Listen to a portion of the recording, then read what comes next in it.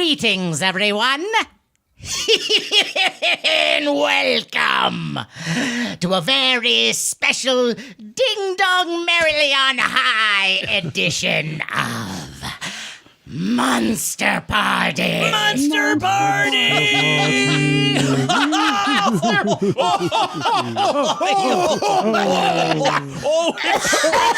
It's jolly. It's jingly. So Yes. jingly, jangly, Yuletide. Christmassy. I'm I jingling. can't even stand it. Wow. And speaking what we can't stand, who are you, sir? All right. Getting in early, are you? Okay, no, let's do this. I am Matt Weinhold. I am SHAWN SHERIDAN. I'm Larry STROTHE. And I'm James GONIS. And this episode is amazing because it's so timely. It It's that time of year. It is that. It's that Toys R Us time of year without Toys R Us, Yeah. unfortunately. Which might be coming back. You never know. Who knows? Yeah, who knows? But that Christmas wish. I wouldn't bet on it. Well, what is this amazing, magical, big topic? The topic is kind of like what we're doing right now. The topic is Christmas specials. Christmas special! Christmas, everything Christmas special! Anything. Christmas What was specials. on when you were a kid? What was on later in the day? What Christmas movies you saw? What Yeah, What that whole- dreams you had Yeah, of Christmas and candy canes. All the experiences you had, like, as a monster kid with Christmas, The cool things stuff. the things that made Christmas feel like Christmas. Yeah. Yeah, I mean, what was Christmas without, your yearly dose of Rudolph the Red-Nosed Reindeer, Yeah. Frosty the Snowman, Santa Claus is coming to town. The Charlie Brown special. the Human Centipede animated Christmas special. Silent Night, Deadly Night. Oh, well, I don't actually remember the Human Centipede. Oh, it was one. good. Oh, It was yeah. good. All the animation was done in Japan. Well, yeah, to do this, how could we do this show? we possibly- can't. Obviously, we can't. We would need some very special guests for this. Very And special. tonight And I've tapped my toes together, and maybe my Christmas dream will come true, James. Well, we are very privileged to have Greg EHRBAR with us. Woo! Woo! Greg is a freelance writer-producer for TV, advertising, books, theme parks, and What? stage. Greg has worked on content for studios such as Disney, Warner, and Universal. Wow. With some of Hollywood's biggest stars. Wow. He's written several books, one of which I coincidentally just bought a few weeks ago before I even knew he was going to be on the show. Unbelievable. Which is called Mouse Tracks, The Story of Walt Disney Records, which Fantastic. he Nice. co-wrote with Tim Hollis. Greg, thanks so much for being with us. Welcome. Thank you. And The last Wait, word he gets in. Wait, there's more? there's more, as if that weren't enough. Oh my gosh, what else? Who else? What? Who's at the door?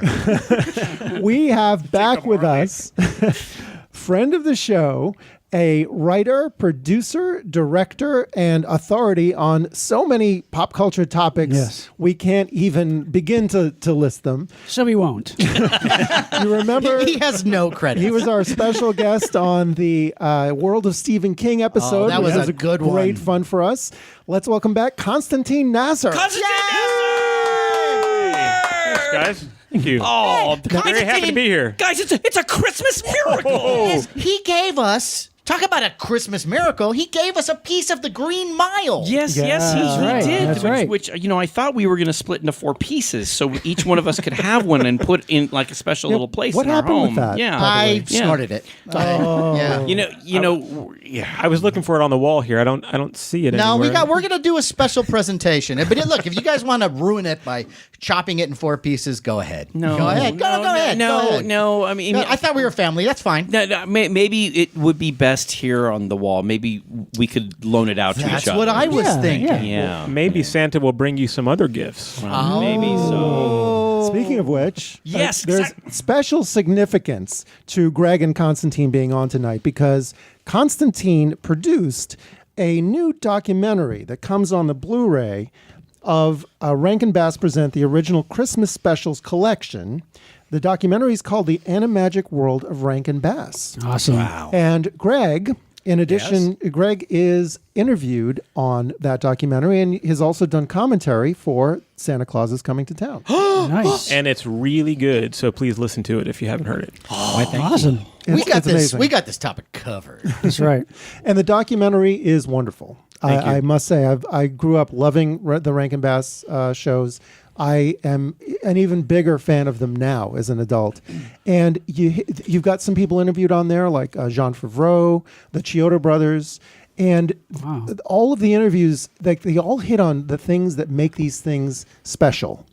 Even when it comes to, like, they didn't have a budget for smooth stop motion animation, so it's choppy, which I never even consciously registered before. But that's part of the charm. Yes. And I don't think anybody actually did. That's why, when you watch them, you still feel like, I think I could do that too. And you all want to, you end up probably as kids all going and trying to do stop motion animation. Sure. I think that's why we, obviously there's a difference between that and Ray Harryhausen, but there's like this unbelievable charm that makes it feel like the toys we own, like I'm seeing the toys right in front of me actually here. That's right. Sam Like they the came to Snowman. life. Yeah, Yeah. they Right. come to life. So But also, I think just the pop culture impact that all the Rankin Bass productions had is pretty amazing. And it seems to continue to grow as time goes on, because around Christmas time, you see TV commercials for different products, and they do the stop motion puppets. their own version of it. There's TV shows that do parodies with, like, they turn the characters into the little puppets for, like, it's just kind of like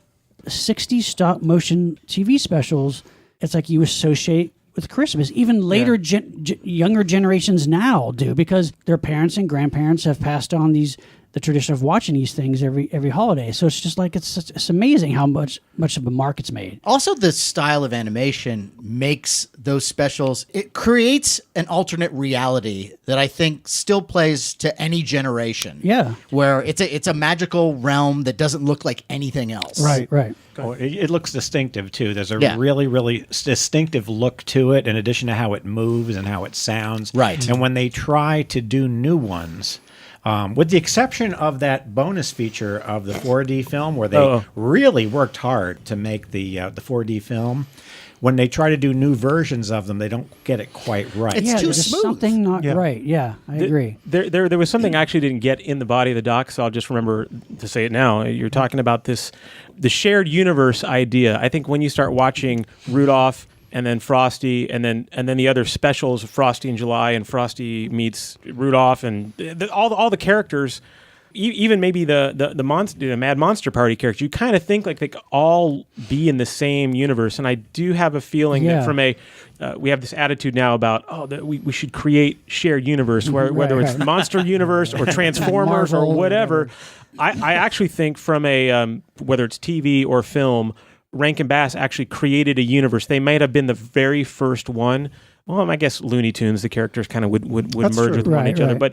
But these were movies, and these were, those films, Frosty, and they were theatrical films. Rudolph the characters and were, Frosty. they were like, they were engaging each other in ways that I don't think in a movie you were expecting. And we never discussed that in the doc. Can I ask you a question? So, we know these films from watching them every holiday season, but I never really knew what started it. What started this whole animagic puppet animation? And was it immediately popular, or did it take a little while to get up steam and glom on to the collective unconsciousness? Because Rudolph was the world. first holiday themed one, right? It was, and I think that's something that's very critically important to remember, that without Rudolph, we would not be here today talking about TV specials. But as far as your question, I would look to the preeminent historian Greg Stop motion EHRBAR. goes back to silent film. It goes course, back to Japanese film. Yeah. Some of the earliest silence. One of the very first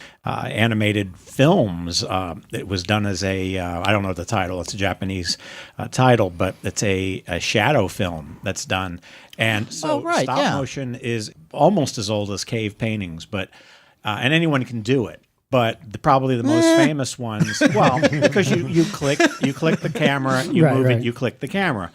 But probably the two most famous ones in film history are the Ray Harryhausen posters and the George Pal Puppetoons. Yes. And those were probably, the Puppetoons were the most well-known ones to people before the Rankin Bass ones. The difference was that what Arthur Rankin did, he was a art director at ABC. And he got to know Jules Bass, who was a copywriter at an ad agency in New York. And Arthur Rankin was given an opportunity to go to Japan and to see what resources for art that they had and for production. And he was very impressed with the talent that was out there.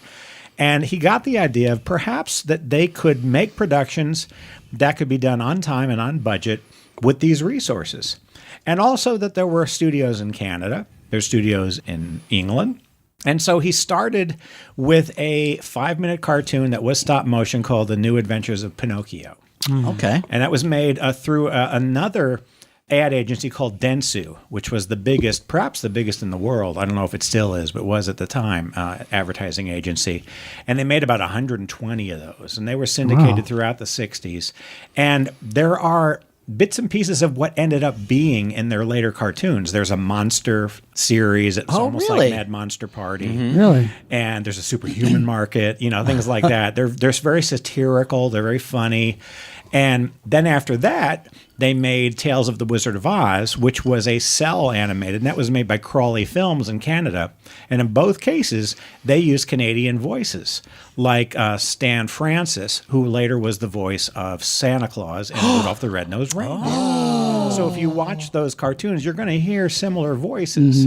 Susan Conway was the voice of Dorothy, who ended up being the voice of Susan on the King Kong cartoon. Oh, no. Right? Yeah. So when they actually made The Wizard of Oz into their first hour-long special for General Electric, and that was on NBC. That was their first special, and that was 2D cell animated, and that was called Return to Oz. Was there always a decision to make it cell animation as opposed to stop motion? Like, were they planning to do kind of both, or? They always did both, and it had to do with any number of things. It had to do with budget, because cell was probably a lot cheaper and was faster. Right. You had to build entire sets that were as big as rooms. It took about a year to do. A 1 hour took about a year to do and cost about $1 million to do. Wow. Which back then was quite a bit. Yeah. And so to do Rudolph was a major task. And my educated guess, if I could be educated, would be that Return to Oz was the testing ground to see. And it must have done fairly well for General Electric. And so the following year, they thought, well, now let's try it with a familiar song. And this became the Rankin Bass pattern. Let's take a popular Christmas song. And Rudolph goes back even before the song. The song was 1949. But before that, in the 40s, a guy named Robert May, who was a copywriter for Montgomery Ward, wrote a book that was a handout in the store that told the story of Rudolph. There was no song. No. And I think he was a neighbor or brother-in-law or something. I can't Brother-in-law. remember. Of Santa? Yeah. Of Johnny Marks. Johnny Marks, yeah. Johnny Marks, who did pretty good by writing this song. Yeah. Wow. And the funny thing is that Gene Autry recorded it for a producer named Hickey Krasno, who deserves an enormous amount of credit because he talked Gene Autry into recording it. He didn't want to. He didn't want to do a little kitty song. And when he finally did do it, it became one of the biggest hits, I think, after White Christmas, one of the top-selling records of all time. Certainly Autry's biggest hit. Yeah. When it started snowing money over his home, Yeah. he was convinced. I'd heard that his wife liked the song. She liked what it said, and she convinced him to do it. He didn't want to do it exactly. Probably, Yeah. or his kids, because I know with Eddie Cantor that was the case with Santa Claus is Coming to Town. Yeah. Eddie Cantor didn't want to record that. And that was the first version of that song? Eddie Cantor recorded Santa Claus for the first time. I did not know this. Or sang it on radio. I'm not sure. But Wow. Ida, his wife, convinced him. Yeah. So I love Eddie Cantor. he's great. Yeah, He's great. And he also co-wrote da da da da da da da. Is that? I did not know that. Yeah. Wow. Yeah. That's our show. See, I tell you, a new thing on Monster Party. Yeah. Wow. So Please, when keep going. When Rudolph came out, was it a big ratings hit when it came out? Oh, it was a huge hit. The first airing. And so Rankin Bass was on the map, but Christmas specials were still not really something that was done. Mr. Magoo's Christmas Carol in 1962 was the very first animated And that's Christmas good. special. It's Very good. Yeah. What a beautiful I remember that, story. watching it, yeah. Oh, makes And me played weep. pretty straight. Yes. Yeah. In fact, pretty close to the book. Right. And that did well. It was sponsored by Timex, and then GE did Rudolph. And here's another cool thing. They actually put a couple of modular moments into Rudolph. So in the following year, they changed out a song. We're a Couple of Misfits was sung twice originally. And then they replaced the version of We're a Couple of Misfits that's on the record album with Fame and Fortune. Fame and Fortune. That's Yeah. right. Just so they could change it up a little bit. They didn't do that for time? Were they trying to make it? No? They just want to change it up? Yeah, and then CBS, when they were running it for many years, you just left Fame and Fortune in there forever, and you didn't hear We're a Couple of Misfits until later on, and now that's pretty much all you hear. Now- Fame and Fortune is gone. Now, Greg, another thing. So when this came out in 1964, there's this island of misfit toys. And the Misfits, when Rudolph and Hermie and Yukon, they say, hey, we're going to tell Santa all about you guys. That didn't happen in the first year it aired. There was no Santa coming and rescuing the misfit toys. It happened because they got a lot of letters. They got a lot of letters saying that, what about the misfit toys? You didn't go back and get the misfit toys. So they added that when they re-released it, Is that true? In the second season, Now, that's second a good year. question, because I always remember watching it from the day it was on, and I always remember those toys getting passed out from the sleigh. Like Because at what's the at point of very even end. introducing But see, there's a section that was always cut out of the film, and it was when Yukon Cornelius it's towards the end, and they see Rudolph and Santa flying off, and he throws his pick in the air and it lands in the ice. He goes, I found myself a peppermint mine, yahoo! And that was always cut out of That it. was. Yeah. But that is back in. Well, yes, it is. But in the earlier days, when it was first created, when it was first made, my understanding was there was no Santa coming and getting the misfit toys. And if you look at that sequence, when Charlie in the box goes, well, I guess we've been left behind again, and that whole sequence, it's really it's fast. And so that's how it ends with Santa a pulls, crying Santa. Charlie no, in the no, box? no. That was added. Because Santa comes down and he says, well, let's be on our way, and all the toys go. Brrr, they go into the bag really fast. Right. Well, I kind of feel sorry for the can't kids that believe got the that. misfit toys, though, at the believe end. that Like, they would do that back then, because he also says at the party, the Holly Jolly Christmas, he says, Rudolph, I promise, I will find That's and I'm right. sorry Yeah. for what I did, and I'm sorry for what I Yeah, did. he says that. He says it, but they didn't show it. It didn't happen. That was Then how did the added. toys get tossed out at the end? That was added. That was my Really? understanding was it was added in 65. But the only thing about when he's tossing the toys out, I've not heard that, When he's tossing the toys out of the sled, though, and when he's flying in the air, the one thing that disturbed me is he throws out is it the bird or the parrot? yeah, Who it's the bird that swims and can't instead fly. of flies. But he's So got an basically umbrella. He throws the parrot out to his Gives them death. umbrellas. Does he? I does. don't know if the parrot did though. But it's not a parrot. It's a bird. Toy, right? No, but he's supposed to. He swims instead of flies. So Santa didn't realize that he swims instead of flying, so he falls to his death. Well, no, doesn't he it? gives them an umbrella. He gives each toy an umbrella. But that doesn't one- it bother you? Doesn't Okay, it bother okay. you that Santa doesn't land on a house and go down the chimney? He just here, in a hurry. misfit toy, take this umbrella, and was I'm running tossing- late. That was for the children who lived in areas where they had to go outside to get their toys, and they didn't have chimneys. Oh, so yeah, it not was- everybody had a chimney, Larry. I want to introduce something to you right now that my brother and I came up, and please feel free to use this. I've mentioned this several times. Okay. It's called Gilligan's Law. All right. Feel free to Okay. continue to use this. Oh, we will. Gilligan's Law is named after Gilligan's Island because on Gilligan's Island, people could swim home. And at any point, they could have built a raft, and there was all kinds of ways for them to get off the island, and it was completely like ridiculous. But you always had to come up with some kind of inane excuse to explain why. And so you filled in this big plot hole with a silly excuse. So Gilligan's Law is not like Murphy's Law, and not like just a story flub. It has to have the second part. It has to have a B to it. So my B would be, well, those toys were for that thing. So you have to add it. It has to be interactive. It's not just, why is this? It has to come with, well, because of this. So that is Gilligan's Law. All right, so Greg, in your great wisdom, are you saying that the kids that lived out away from the city, out in the rural areas, they were sent the misfit misfit toys? toys. It's like, hell, let's send this kid the boat that Some can't poor float. inbred Appalachian kid gets the train with square wheels. I've never seen a train, so I don't know how that's supposed to work.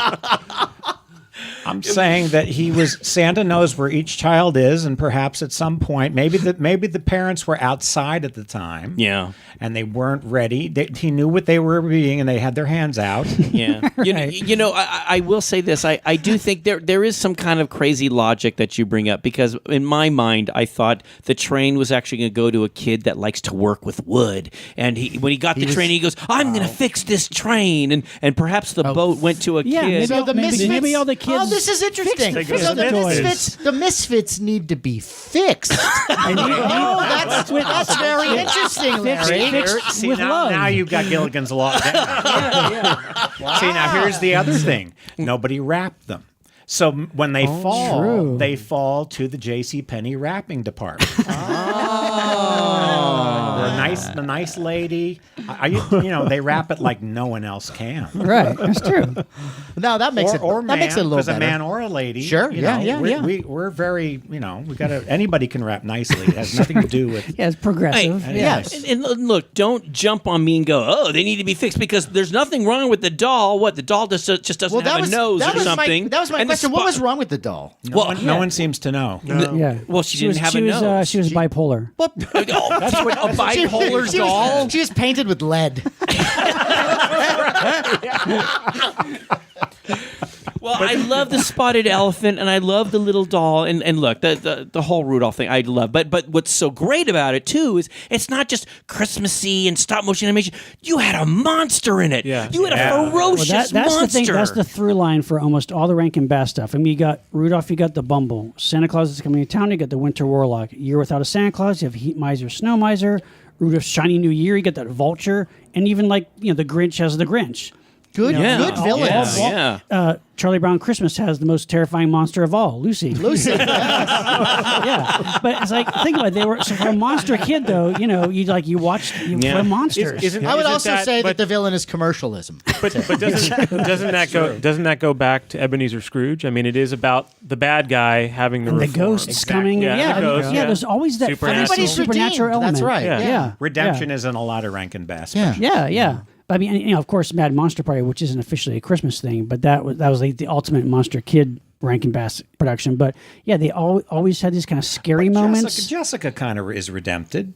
She wants to kill him. That's true. But then she falls in love. That's true. Well, and then there's that one scene in that movie, by the way, where not Jessica, Francesca. Francesca. Francesca's much nicer. Francesca gets into a cat fight and tears off her clothes. But she also gets backhanded. Yeah, she does. Yeah, that's true. And then Liz is like, "Oh, I love you." Yeah, it's kind of twisted. You know, my favorite line in Man Monster Party is, "Felix, I can't run anymore. Just go on ahead of me, but just leave me something to read." That's like a Harvey Kurtzman kind of thing. It's just so funny. Yeah, that is funny. But it's not very Christmassy. So but it's true that there are always monsters in all the Christmas specials, and in some form or another. And I like the redemption. Great. Although I would say with the Bumble, the only time that we get the redemption is when all his teeth are removed. Right. But then he's no longer a threat, so he's kind of like castrated. So it's like, I guess I better be good. Well, the Winter Warlock's transformation, I like the best. Yeah, that's real. And Keenan Wynn bringing him to life with his voice. I mean, it's all in his voice. It's not just in his appearance. He really does it in his voice. I will say that the one issue I have, and I love it. It's Christmas to me watching Rudolph. But as a kid, when I remember seeing it, and when I saw that Hermie had removed all of Bumble's teeth, I had lost a tooth. And like a couple weeks before, and it bled. So I'm watching this, and I expected to be like, Bumble blood everywhere because he took out all of his teeth. Well, not only that, but that would have taken him hours to do. But not necessarily. Not if you're mean. Can you imagine? And Hermie was a sadist. No, he wasn't a sadist. He was a lovely. He wanted to be a dentist. He was a lovely elf. Was he like Little Shop of Horrors? No. See that? No. Was he a competent dentist? No. Okay. No. Right. He was a competent dentist because I I gotta hear what this. proof? No, because he was competent. He removed all of the bumble's teeth. But any savage could do that. Yeah. Hey, how many times have you seen in a cartoon or like the Little Rascals where they tie a string to a door? Yeah. or a Okay, car? listen, okay. The question is he competent? This is what I'm going to tell you. Within a matter Have of you seen Marathon Man? yes, I have. Christmas movie. One of my favorite Christmas movies, actually. No. But the truth of the matter is, he was able to remove Safe. Bumble's teeth in a very timely manner. Okay, and that shows that he's efficient. He knows exactly where all to pull the tooth and From his perhaps, mouth. And perhaps maybe Bumble's teeth he didn't take good care He of. never went to a proper dental school. It was only out of a book. Well, Yes, he did a lot of never- reading. He has no license. He hasn't. There's no way he should be allowed near any mouth. Didn't that freak you out about elves after? Am I the only one that thought really. you just stay away from elves? They'll take your teeth. they make I didn't like his boss who was always yelling. I didn't like that. It's Not for you. Well, Yeah, look, and he was so mean to Hermie. I mean, that just pissed me off. I hated that guy. But he had redemption himself. He had a change of heart. did. That's did. true. Yeah. That's He true. did. Look, You know, he's got a schedule. He's got a bottom line. Yeah. You got to And- understand. Well, if you remember, he's a professional. if you remember, Santa, there's has the license, there's a lot of by the pressure. way. Look, you work for Santa. okay. No, bear with me. You work for Santa. Santa is the bomb, okay? And Santa sits in his throne and he goes, "All right, let's hear this song." And he goes, "Okay, we've been practicing for a while. And a one, and a two." And he has all the elves sing, and they sing great. Yeah, and they then do. what does Santa say? He's a jerk. He goes, Needs "Needs a work. little He's a work. jerk. I gotta go." And he leaves. He's And looking at his watch. If you were that head elf, but the thing that pisses me off, okay, so he jumps on, "Oh, that section was weak," and that stupid elf goes, "Well, it wasn't our fault. Hermie wasn't here." Oh, like it's Hermie's fault. Hermie is responsible for the entire group. But isn't of that elves? just like real life? That's why Rudolph touches all ages. Yes. It's just like being in business and you have everybody blaming everybody else. Yeah, right, when you right. turn around and you look behind you and you don't see any of your coworkers standing behind. Right, that's- You always back familiar. you up. Excuse me. You are so What is right. What says the holidays more than scapegoating? Right. No. Yeah, the Greg, you coach, t- the coach no, just turns his back on Rudolph. They all do. It's That like, you yeah. touched on something. Oh yeah, that brings me up. That Yeah. brings another bad memory. Are there any good memories, Larry? No, well, yeah, but I remember I played baseball 1 year. I played baseball for 1 year. 1 year. This And- better be Christmas Eve. No, well, it was like the coach was kind of like the reindeer Okay, coach. all right, okay, yeah. Right. And I didn't have Truth! Well, he didn't do this is because I couldn't catch the ball that well. Okay, That's- all right, you it's kind of you integral in the whole baseball thing. Oh, you're Mr. Sports Guy. No, I'm I not. See, That's why I see. didn't play baseball, Larry. What did you do? I sat on the couch You and played lived the flubber, good life. didn't you? I Dodgeball? Perhaps? No, I ran around with girls and smoked pot. Okay, all right, that's great. Okay, though this is wonderful. Rudolph is a wonderful Christmas memory. Going back to Johnny Marks, who wrote the song, I don't know, Greg in particular, you might have caught on to this, but he had another big hit with Rockin' Around the Christmas Tree. Yes. And Holly Jolly Christmas. He wrote all the songs in Rudolph. Wow. Yes, and the Holly Jolly Christmas was written, I believe, for Rudolph. It may have been one of those trunk songs, Yeah. but it's generally known to have come from Rudolph. And what's also cool about the score to the special is almost all of his Christmas songs are woven into the background music, even the Yeah. ones Yes, And yeah. the you can opening hear. music, you kind of hear a little bit. You of hear each one. Mary, Mary, Mary. I heard the Yeah. bells on Christmas Day. I heard the bells on Right. Christmas Day. Yeah, 'twas the night before Christmas and all. But, yeah. All right. rocking around the Christmas tree, Holly Jolly and Holly Jolly Christmas and Yeah. Rudolph the Red-Nosed Reindeer all have identical song structures. Yeah, that's. I mean, yeah. every songwriter's got his limitations. Well, but they have a style as well because Rodgers and Hammerstein did, the Sherman Brothers did. Yeah. You can say that, but you can also say it's a stylistic choice. You Because know, Spoonful of Sugar Yeah, and It's a James. Small World are also almost identical in structure. But Portobello Road, Chim Chim Cheree. Yeah. You know, If- you almost wait for that. You know, Yeah. in a way. If it ain't broke, no, right? sure. Hey, I'm I, not. I'm I not got to tell you, I spent 9 months listening to these songs every day for 9 effing months. Did you go into like a hot box like I was Papillon? living Christmas for 9 months. That sounds So- wonderful. It was. though. Yeah, it's Check to me next Christmas. And that's, okay, so and that's why. but hold on, what? That's why what? That's why you pulled your teeth out. Okay, so very efficiently, by the way. A couple weeks ago, we put up our Christmas tree, and I was saying to my wife, like, man, didn't I just put this stuff away like a month ago? And I realized it's not. I just packed Christmas away from this documentary about a month ago. Right. But of course, they start playing Christmas music in October, November. Sure, right. The day after Halloween, they start playing it. The day I put on the Holly channel on Sirius XM. The first thing I hear is, of course, Rudolph the Red-Nosed Reindeer. The second song I'm not even making the second song I hear, I couldn't tell you the rendition, but it was Frosty the Snowman. Right. The third song I heard was Burl Ives' Holly Jolly Christmas. Now, I by that point I was really mad. I'm like, I just gotta stop. I wanted to turn off the channel, and then my kids are in the back, and I start singing the song. I'm like, Mother, this song is so good. Yes. There's a reason why.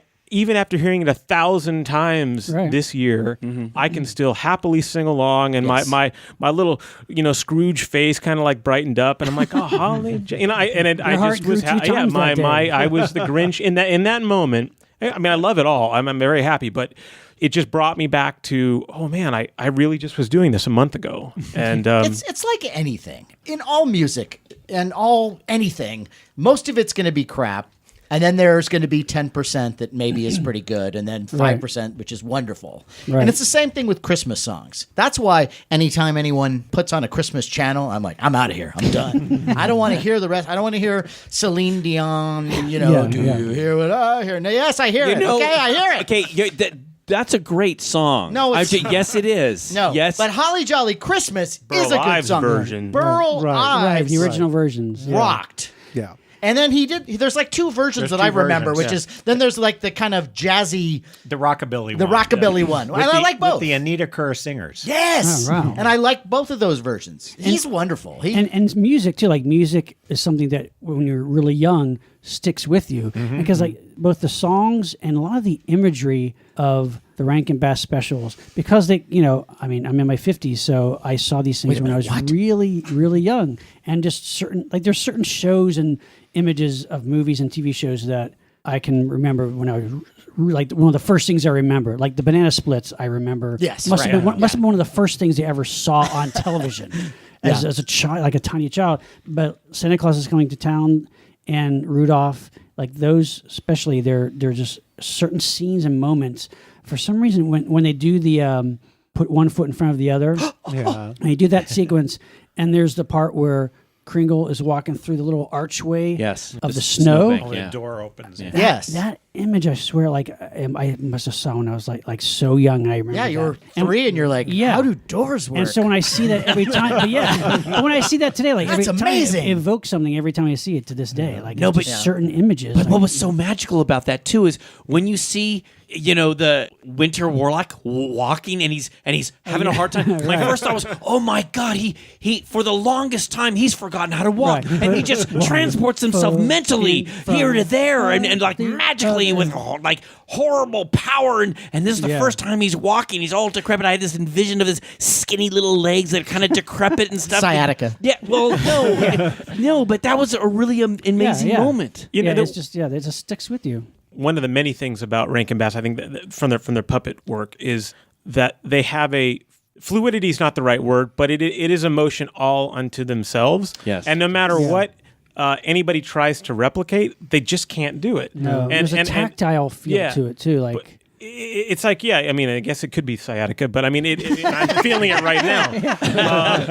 I'm sitting in the... it's contagious. Right. But it is like, you couldn't replicate it in the cell animation. Right. But there was just something that I think is that timeless je ne sais quoi. Is that the word? Yeah. Like the thing that you all can't... educated. Yeah. It's just that one thing.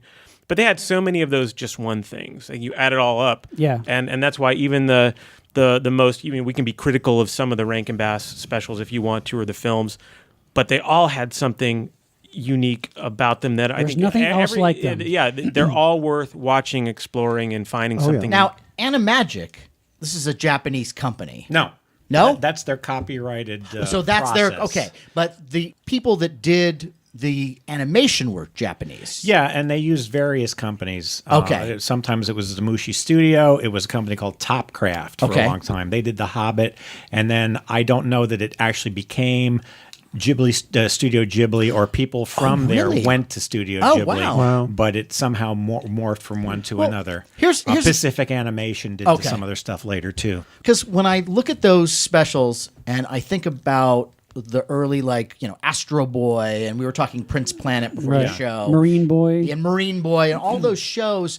And the one thing that they had, even though it was limited animation, they did the most with what they had. It Yes. was an economy Right. of motion Right. that Yeah, they and utilized well. Yeah, and they also had as many things move in one cell as possible. That was something distinctive about Yeah. Japanese animation. And even they would use that for humor. And Yeah. Astro Boy has it all over the place. Right.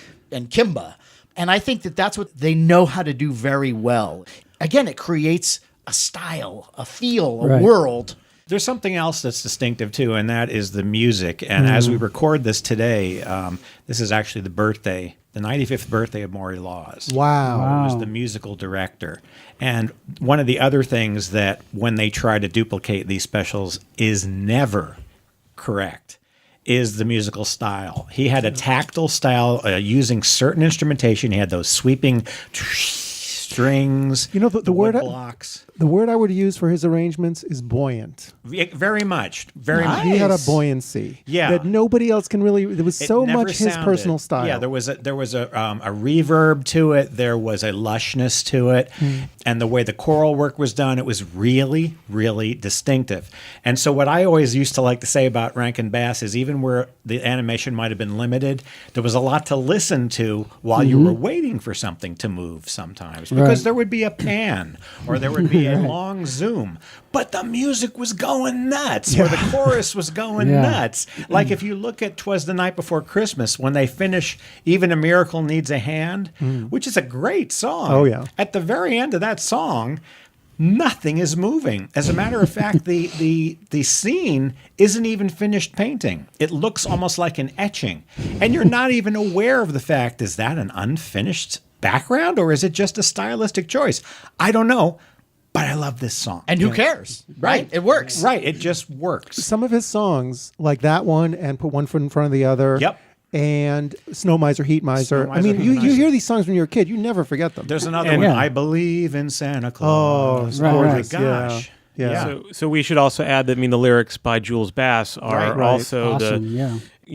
Greg again said this so perfectly in both the commentary that you did and the doc, is just the marriage between word and the musical arrangement. Nearly every one of them is both memorable or elevates the special. My most vivid special will be the Hobbit cartoon. That's the one that changed my life, and probably, I probably saw Rudolph first, but the Hobbit was the one that at age 4 or whatever, again, transformed me Yeah, into at that some right age. It yeah. just, yeah. So the lyrics to the greatest adventure became like my theme song. Me too. I don't know if I ever told you this, but when I left home to seek my fortune, when I was walking away from my dad and hugged him and was in the airport and was going onto the plane and walked into that, little hallway that you got to go onto the plane, I thought of two things. One is, Mr. Baggins, what you're going to do now is the bravest thing you'll ever do. And I was thinking of the greatest adventure. That was playing. That song is very, very touching. I'm gonna say, 'cause this is a bit of a segue, but if we're gonna take a moment to talk about The Hobbit, I do want to make a point that said I was telling this to I think James the other day. I was reading a brand new book on the making of Peter Jackson's The Lord of the Rings, which I think about as as perfect a movie experience as there can be. We're all fans. And give me 4 more hours of that, I'm fine. But this book, which is called Anything Can Happen, and it's quite a good book, 600 pages, and they begin the story by going into the backstory of how the rights to The Hobbit and The Lord of the Rings went through the Beatles and Kubrick and all the people that wanted to make this thing. And, of course, it's going to come to the point in which they're discussing Rankin Bass. And I have to say that I was so like heartbroken to in a book published by a decent author. They kind of like mocked Rankin Bass, not pointing out that this was a Peabody Award-winning special. Christopher Medal. Oh, was it Christopher Medal? And a Peabody. I'm like, okay. All right, well, see, I mean, it had and has such staying power, and that was one thing that in our documentary, we interviewed the director Kevin Lima, Enchanted and Tarzan, and he and I just, while we were setting up camera, we're just talking about The Hobbit. And that led into the interview, which didn't really make it into the documentary. So there was so much that people wanted to talk about, and so many specials that you had to kind of decide, all right, what is our focus going to be?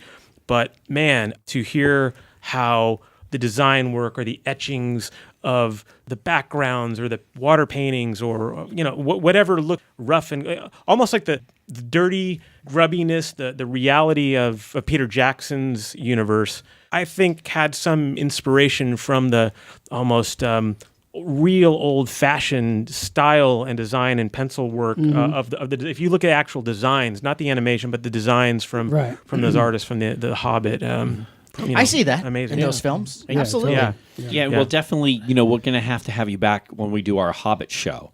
All right. Yeah, that would be great. That is the one special I've seen about probably 300 times. Wow. Now, it's funny that you guys mentioned music. The music in Rudolph, I mean, I know we've been on Rudolph a lot, and there's so many other things we want to talk about. The one last thing I just wanted to say about Rudolph is, in addition to the wonderful music and the animation, they also had great character voices.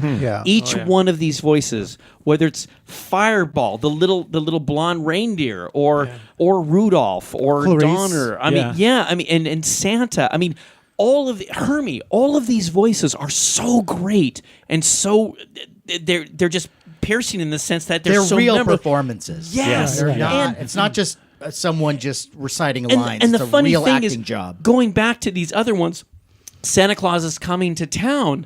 You have Paul Frees, the Burgermeister. You have Mickey Rooney. I'm a man now, Tanta. I mean, which is one of my favorite lines. But I love these voices, and they're so wonderful. That's what I said to my father. Who is when I Santa was Claus? I mean, Mickey Rooney is Santa Claus. Yeah, that's the thing too. Like as a kid, you watch those, and maybe like later you saw those actors in other movies, and it's like, oh my, you hear Santa that voice. Claus is coming to town. That weirded me out the first time I saw it because I didn't understand what was happening. And your little tiny child mind is like, why has he got red hair and how is he Santa Claus? And when is he going to become? It explains everything in the. I know it does by movies. the end, but like initially as a child. I'm told Santa Claus is coming to town, and then here's this redhead guy. Well, he's Eric Stoltz shows up. He's an orphan. He's like a bastard child or something that's been donated to the state. He's Moses. No, well, there is a little bit of that. There's Robin Hood in that. There's a lot of There's Dickens for sure because if you look at the design of the show, he is bright red with the red hair and the red suit. But when he goes to Somber Town, everybody is in monochrome. But as he brings his happiness, the children slowly become flesh color and flesh of a Caucasian color. Well, look, it's a white Christmas. No, come on, hey, come on once now. again, We have to be fair. Baby steps. Okay, come on. Now this is. They should have been more attentive. It takes my understanding. You have like German helmets. I think this is kind of like an Austria. No, it is definitely a reference to that. All right, okay. It is a political. Not in America. It's a political drama. Yeah. He is a rebel. That's true. Well, it's also of the time. There wasn't a lot of integration back then in animation. Well, it's an Eastern Bloc village is where he is, and that is a highly political. And look what year it was made. 70. Yeah, I mean there was a lot of political stuff going on at the time. It's a highly politicized story when you think about it. He is bucking the system and he's breaking the law. And sneaking into houses, and yet it's explained, but it's always explained that there's some kind of a reason for it, and that the Burgermeister is doing wrong and being very arbitrary. Mr. Burgermeister, tear down this wall. That was the 80s. But and I say this in commentary, the character I dislike the most in the whole thing is Grinsley. because he's the toady. Right. Yeah. He's the guy. Yeah, That's you're like, right. you're breaking your own laws. Well, he's the guy with the king's ear. He's the guy who's He's the guy that will just follow orders. He's a sycophant. He's the one who's causing the trouble. You know what they say about you behind your back. That was kind of Paul Lynde. I think Paul Lynde might have been good in that role. It's crunchy. I'm the sacred squire. You know, talking about Japanese animation, what always freaked me out a little bit about Santa Claus Coming to Town is the scene where Jessica is by the fountain. Oh, yeah. And Yeah, she that looks psychedelic. yeah, and suddenly she turns sequence. into an anime character. Yeah, it really There's is. this picked photograph of her in the water, and then she I comes love that. together, Yeah. and she has all That's this cool. sort of wooden nose face. Yeah, I thought it was kind of cool, Yeah, me too. though. It is I- cool. I- I went with it. Now that's like now one of my it's- now favorite it's cool. sequences. As a kid, though, as a artistic. kid, Yeah. plus Even as as a kid, I was like, Yeah. wow, that's different. That is art. Yeah. as a kid, Not like you. as- What you're looking at going, I don't like this. It's a cartoon you know what? thing. As a kid, I sort of took a nap during the ballads. It was like, oh, I tuned out. What? Yeah, like in Willy Wonka, Cheer Up Charlie. It's like, okay, I'll go to you the fell bathroom. asleep at Cheer Up Charlie, I agree with. I'm I agree totally you with there. you. Then I'll tell you why. Because it's a musical, and musical form is an 11 o'clock number, and that's the 11 o'clock. That's for adults. Right. That's a sophisticated number. Those birds Right. take her bun out. You know what it means? You know what it means when a repressed woman... Yeah, it's true. She's like, it's an awakening for her. She's having an awakening. She's having a sexual awakening. She's saying, I know what life okay. is really all about. Right. Okay. And I know just where I belong. Okay. It's like Olivia Newton-John in Grease when she shows up in Yes. her like black outfit. her black, Okay. Fill my leather- stocking. Okay, I just have one question. Okay, so in because I'm curious, you fall asleep at the soft songs. Used to. So in Rudolph, did you fall asleep at There's Always Tomorrow? You know. Again, It's a little better. I like that one actually. I don't mind that that. brings a those tear to my eye. These moments now as an adult are my favorites. No, I'm talking about when you were a kid. When I was a kid, meh. But now they're my favorite moments. See, I still am in the same place I was when I was a kid. There's always That one tomorrow. I kind of liked. Yeah, that one's But like not bad. Cheer Up Charlie, they can Yeah. just they can get rid That's of when I that get one. my sandwich and I can. Yeah, no, right. Because all the other songs, fantastic. Yeah. Okay, Yeah. but all right. Cheer Up That's when Charlie, that's yeah. when I read the Atlantic. All right. Well, speaking of Charlie, let me throw something out at you. Okay, so Christmas specials. Christmas Charlie Brown. How about that? Christmas Charlie Brown. Yes, it's Charlie Brown's Christmas. Familiar with it, are you? Stephen Bruce. Yes, Charlie Christmas Brown. Look, my understanding is Yes, I when gotta Charles hear. Schultz my understanding is the network went after Charles Schultz because Peanuts was huge and they really wanted him to do a Christmas special and he didn't want to do it at first. And they decided, look, you get creative control. And so, I get creative control? Fine. Then I'll do it. And then what was created was the special as we know it. But they didn't like it, right? No, because it had like the yes. Yeah, they didn't because like it it at had first. Linus's whole religious thing, lights right. please For and behold. yes, and that whole thing, and the network was all, whoa, what the hell is this Well, doing the in whole here? commercialism thing too is Right. like right true. in their face. That's true. But yet this goes on to be next to Rudolph one of the most popular Christmas specials. It's never been topped when Yeah. it comes to any kind of Charlie Brown special. He had jazz music in it, Right, Vince right. Guaraldi. Vince The Guaraldi, network's yeah. all, what the hell is this? Where are the catchy, punchy tunes? Actual children doing the children's voices, which was very unusual. That's right. That's yeah. true. You're Because that didn't happen with Rudolph. I mean, that was all professional people. But you're right; these were real kids. Yeah, the entire cast. Sometimes it was one or two kids, but never the entire cast. Right. It's Right. it's Yeah. great. I had the chance to interview. I had a chance to interview Lee Mendelson for our documentary. one of the we interviewed a lot of people, but the most special to me was getting to go to Lee Mendelson's house and talk to him about Charlie Brown. And I at one point I said, the producer, Lee Mendelson, the producer. Longtime producer of every Charlie Brown special, every Charlie Brown television show, movie. Wow. He's Mr. Charlie Brown. And he was very generous with his time. And much like any other documentary, you end up cutting a lot of stuff out that's really, really amazing and influences you personally as you're talking to them. But one of the great things was to hear just the acknowledgement that Rudolph was the film that inspired without Rudolph, there would be no Charlie Brown Christmas. Oh, wow. Right. And without Charlie Brown Christmas, there would be like pretty much nothing else. Right. That pretty much was like the 1-2 punch, right? Right, right. And then the Grinch, because Dr. Seuss was reluctant to adapt that until Charlie Brown Christmas became so popular, and then he got convinced. Right.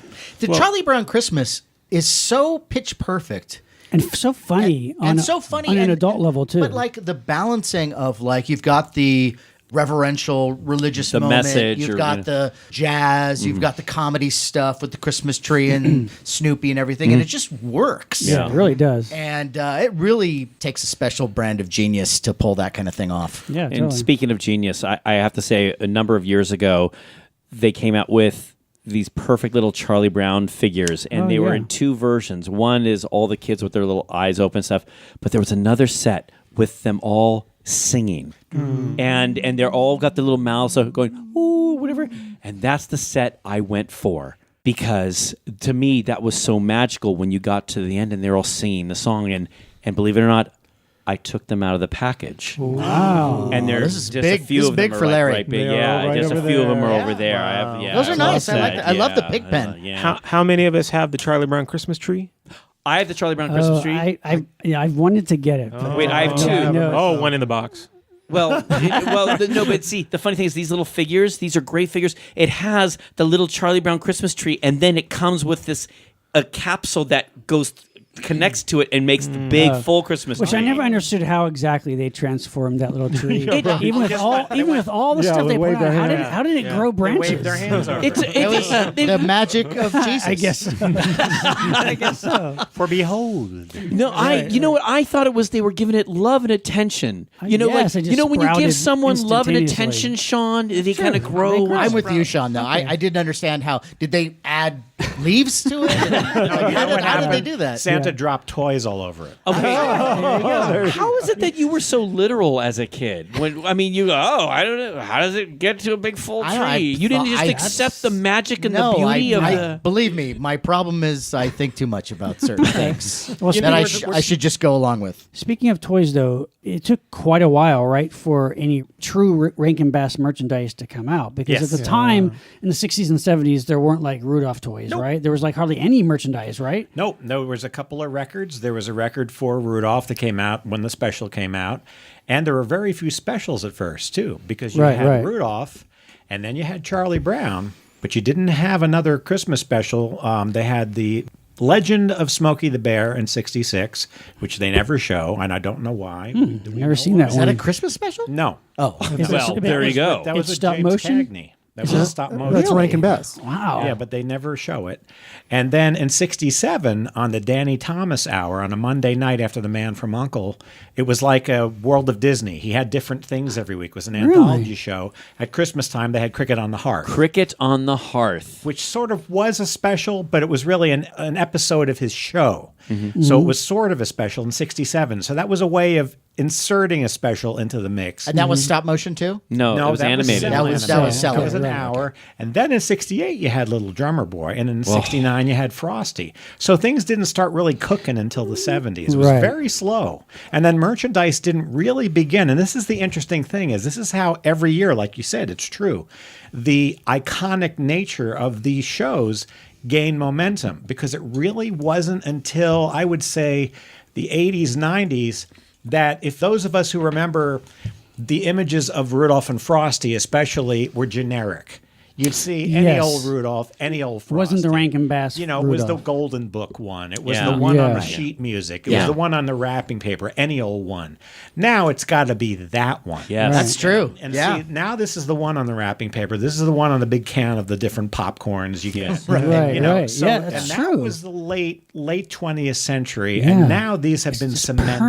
permeated. Yeah. And it's fantastic because these things yeah. look just like the props, the puppets. They've done them right. When And did they first come out with This was when James and I went to Comic-Con. We saw them at Comic-Con. We and freaked and out. we me played too. Mantis, I couldn't and we believe were it. all there at all the of same them time. Are so I mean, the on Year Without a Santa spot Claus on. figures. But the funny thing they're was, amazing. I remember going to Comic-Con, and James and I were walking by, and there was at an end cap, an end of an aisle, the Plain Mantis booth, all Rudolph, and you and I, it was like our heads exploded. And we couldn't get out money fast enough. And then they go, oh, well, we're not selling them. These are just what's coming out. I'm like, we can't take these now. And I have gone out, my wife and I, who are so Rudolph fanatics, and my daughter, I've bought every freaking figure. Yeah, we do a whole thing. When we set the Christmas tree, my daughter and I, we set the whole, we have the Rudolph our train. mantle every year And gets we the do whole a thing. whole Rudolph Yeah. scene. We do it in sections. There's like, here's Rudolph when he's, he's a baby, and here's the cave with the mom and dad. Then we do, the scene when he's a little older, and then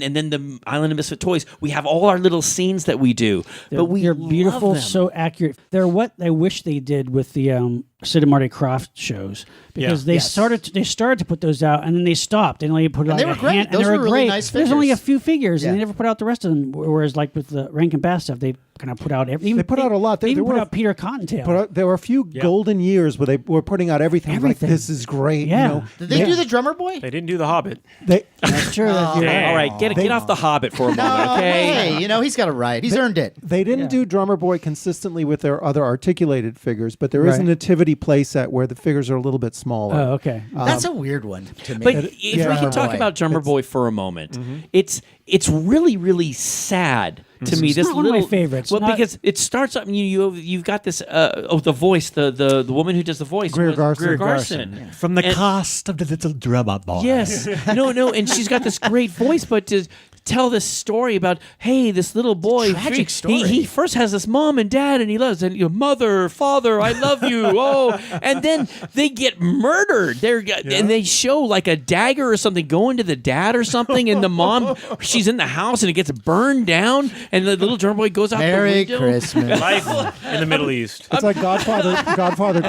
Okay, all right. I can say that because I'm from the Middle East. Okay, all right. Well, But yeah, you're right. It's kind of I don't know. It's a bit of a more of a downer. Yeah, For even me, by it's- the end when it's supposedly happy, I'm kind of like, well, I'm Yeah. still traumatized Well, he's by happy- the first half of this movie. He's happy. He goes through this whole journey of having to perform for these guys. They paint a smile on his face. Here, put a smile. And he has It's to like Game of Thrones. Yeah, well, yeah, and then when you get to this point, where they go to this town, and his little lamb gets run over by a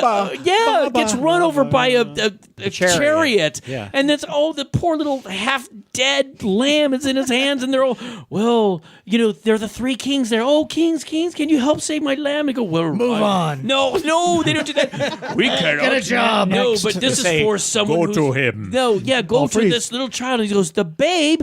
How can the babe help?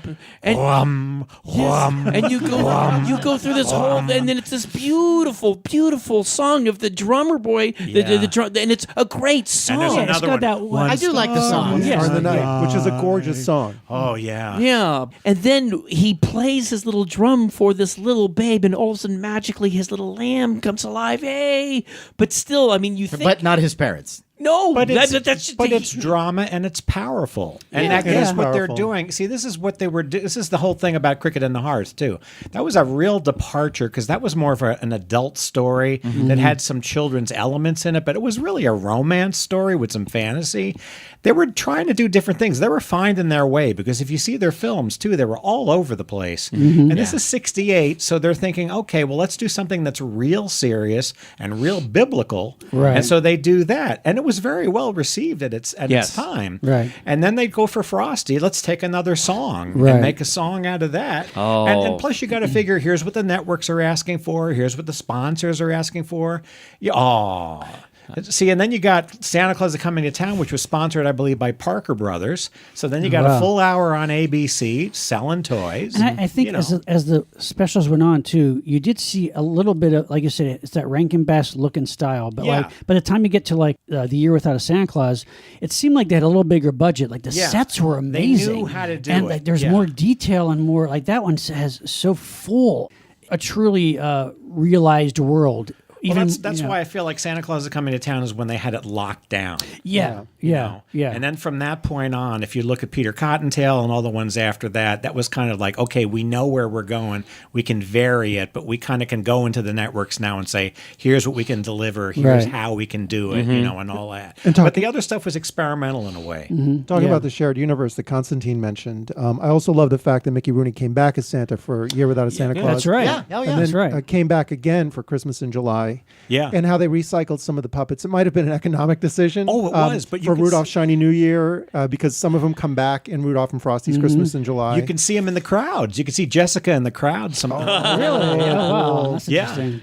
It's so fun to do that. It's almost like Pixar does that sometimes, Right. Yeah. But it's interesting when I watch Rudolph and Frosty, I still feel like Frosty ought to be cell drawn. I mean I can admire and appreciate what they were doing. Yeah. And but he I did think show up in stop motion form in one of them, does. right? Yeah. In Christmas in July, Christmas which in is July, a very, right. very bleak, dark movie for a Rudolph and Frosty. Really? Frosty's pretty bleak too. I mean, at the end. Really? But Christmas I in remember that July one. is particularly, there's something about it.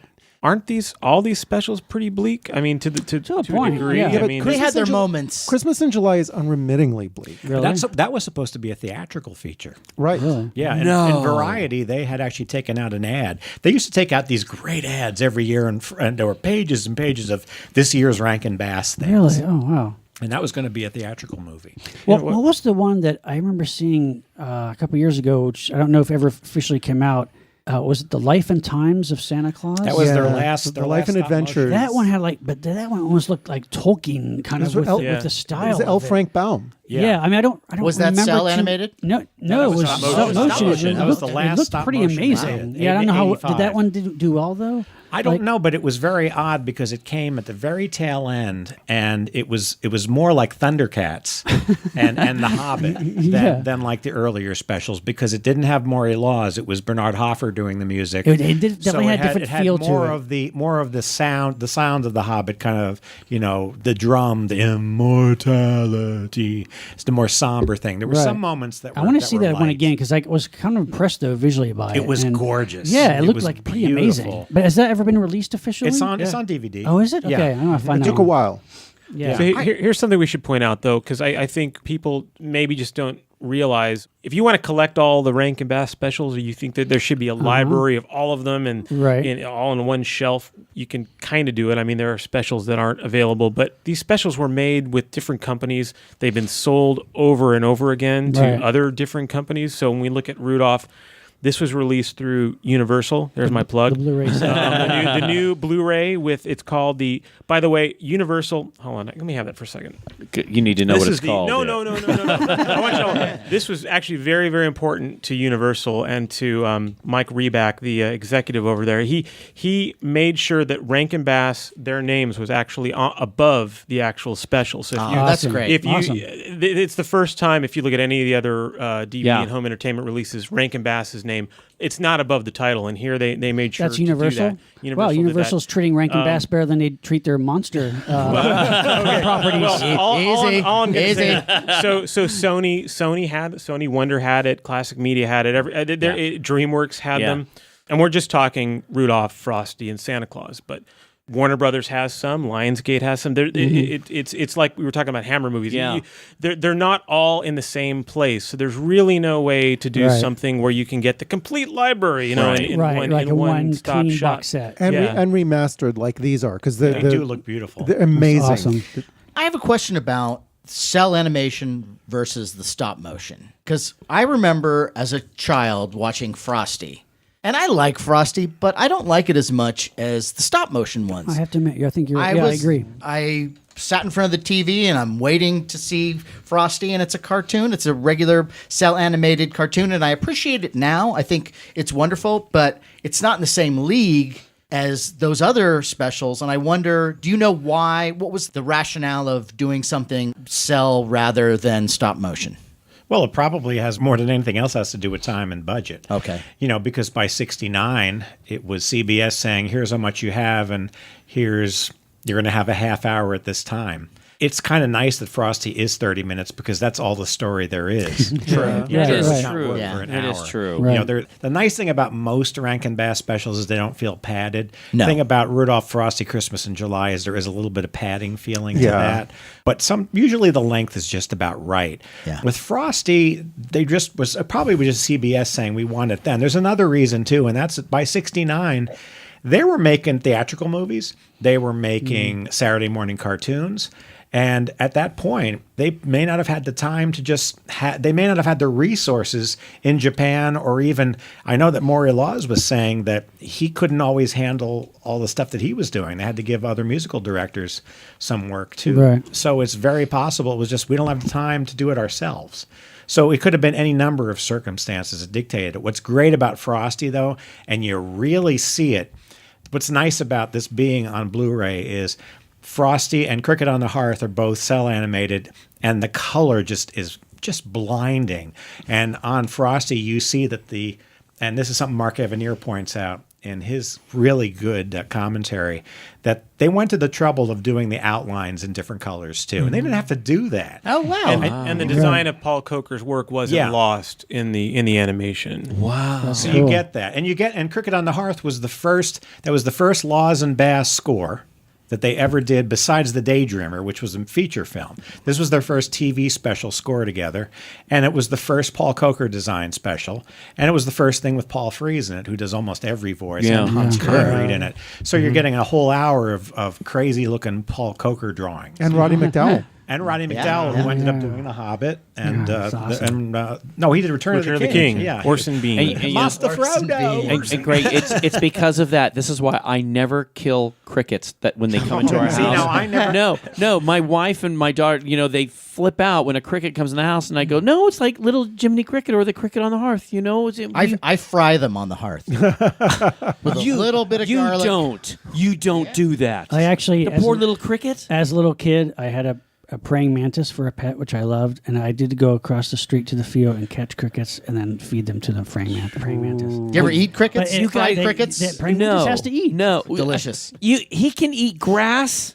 No, the praying mantis can't eat grass. He eats live okay. things. You're just. Did you watch The Deadly Mantis? You're just sick. You're just sick. No, I'm talking about the cricket on the hearth. Okay. She had to be fed, and then she had little babies, and they crawled all over my ceiling. I feel the same way about spiders, and my son hates spiders, and they're like, "Well, call Dad because he's going to get the margarine cup and save the spider because it's Debbie Reynolds. I don't like the kids. She's going to sing a Sherman Brothers song." Oh yeah. On a side note, I recently saved a rat.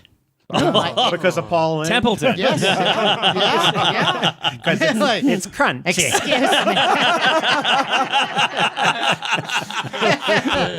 Excuse me, Mr. Weinhold. I got the wrong directions. There was a nice Charlotte. Your cats are wonderful. All right. Well, We had. how did you save a rat? I know. I'm sitting. I'm watching TV. And I suddenly hear the cats making a weird sound, like Yeah, they do that when they see. And my standard reaction to anything is to just ignore it. Like, so the first thing I do is just say, whatever, okay, they're making weird noises, but it keeps going.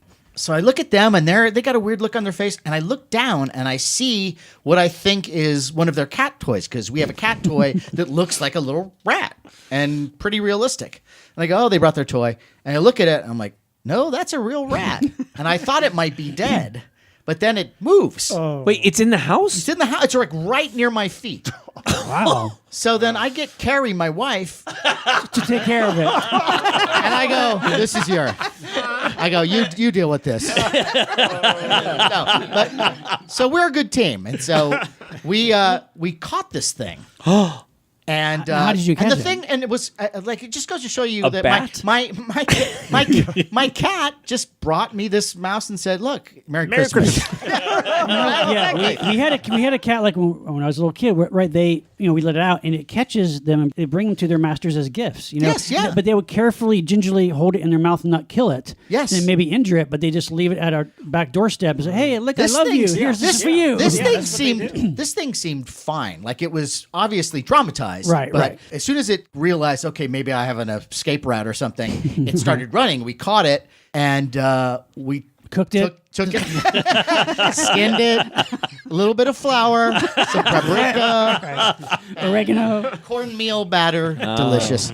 But no, we caught the thing and Set it free. dumped it across the street at our neighbors. You didn't build you didn't build like a cage around your face and put the rat in it with a little sliding door. Oh, that's- Wait for it Sean, to that's come. ridiculous. That's very Christmassy. But what did happen is the next day, it showed up at the door with 1 million of its friends. Right. And so now we're... Tear them up. Yeah, now I got an army of rats doing my bidding. Now that we've talked a lot about some popular ones, but I know there's some infamous There's I Christmas love, specials. I think, They're not as well known. Greg and Constantine, I think you share the kind of same kind of love that we have for like the strange Christmas ephemera, like the weird productions. Well, we've talked about the Gordon, what is it? The K. Gordon Murray. K. Gordon Murray. The one called, I think, 1959. Santa Claus, which is Santa Claus fighting the devil. Yeah. Which is like a Mexican production, right? Do you know much about this film? Oh, yeah, I have the I would love to Blu-ray. hear, because this is a strange, crazy, it's so good. surreal movie. Oh, it's become a family favorite, But the dolls come. She has a dream with the dolls, and like, you have to be good. I want to be good. You have to be good. I don't want to be bad. I want to be good.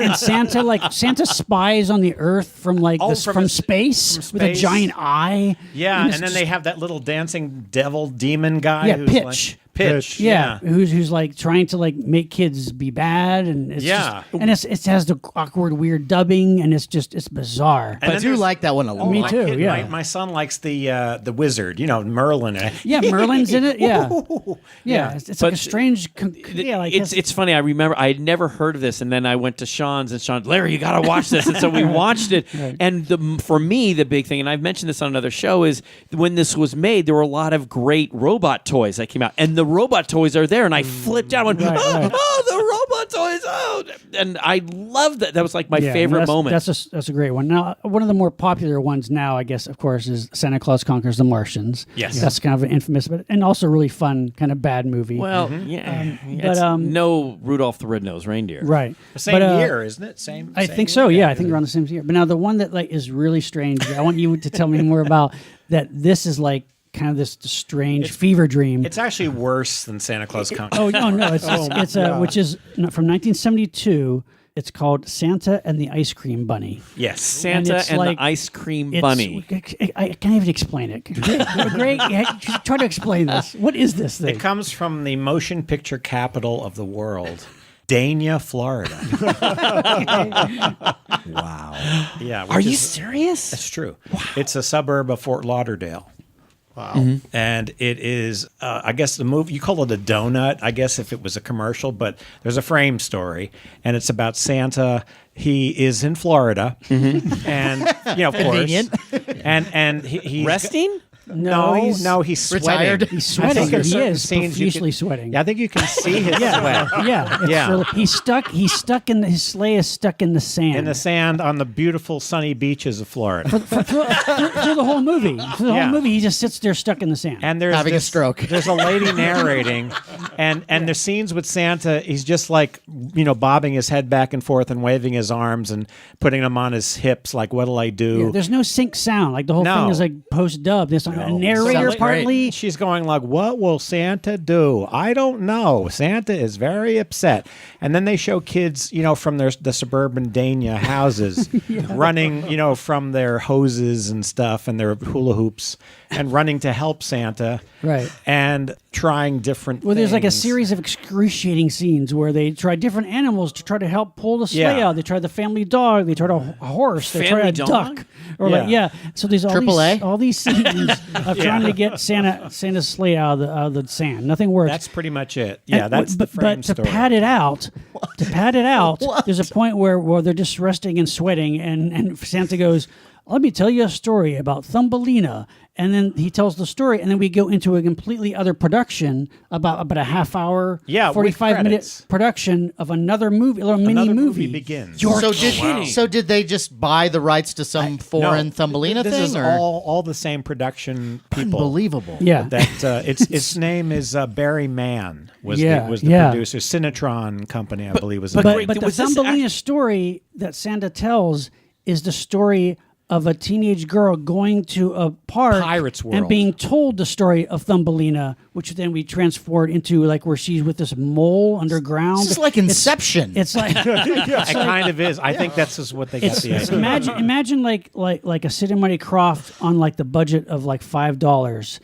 But like it's creepy. So she- I think and I've seen. Maybe you showed this to me. it's so bizarre. I've never seen the whole movie. I've seen a clip, but my question to you is: this was actually put in the theaters? Well, it was probably put in those Because I don't Children's matinee thing. And Yeah. did you Scattered see this in matinees. Pittsburgh or something? No. It came out. I mean, through all my it's on finding those cult crazy movies. It's on. videos. Yeah, it was on a VHS tape. It was Something on weird, VHS, or- yeah. And it's and so then they show the Thumbelina story, which is impossible and to sit through. Well, she's walking through Pirate's World, Right. and you hear this overdub of her singing, "If I could be Thumbelina, I would be so happy to be." And she looks like Lori Partridge, kind of. Yeah, you she's know. just kind of Keep hot. talking. Yeah. Yeah, and she's walking around. People are on the rides. Pirates World was a very short-lived theme park in Dania, and this was an amazing thing in its day. Because amusement parks you had to pay a ticket for each ride. Yeah. This was one admission price, and I actually went there like 2 times. Really? Wow. Yeah, this was exciting. Yeah. And Pirates World went out of business, but they didn't really tear it down for years. It just sat there. And no. Yeah. And Abandoned Pirate World. yeah, Even better. yeah. That's where you could do Dr. Shrinker or something. It's Yeah, like- probably. But Yeah, that's so where then Scooby she's- and the gang went. The abandoned park. Right.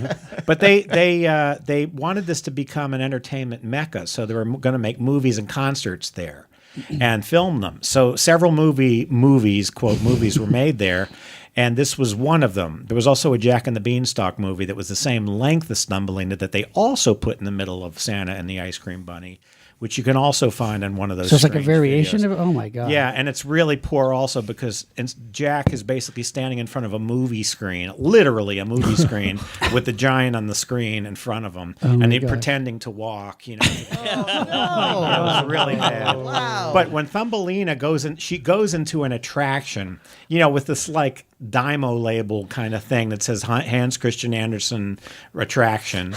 And she looks down into this thing, and you can't even see what it is. She's looking into this plywood thing. Yeah. And you- there's like an intercom saying, yeah, starts to intercoms say are the. like, Hans Christian Andersen was a famous storyteller.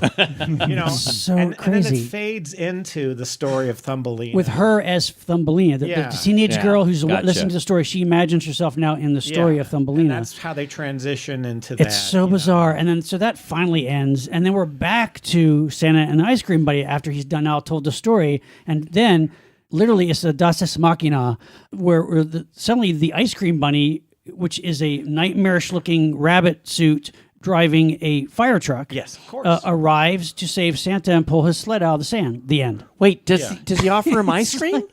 Why is he an ice Why is cream he an ice cream bunny? bunny? I don't think there is any ice cream in the movie. I have a feeling the Ice Cream Bunny was probably the Mickey Mouse of Pirate World, maybe, yeah. So you got right. to, back in those days, that's all we had in South Florida. We didn't have your fancy Disneyland.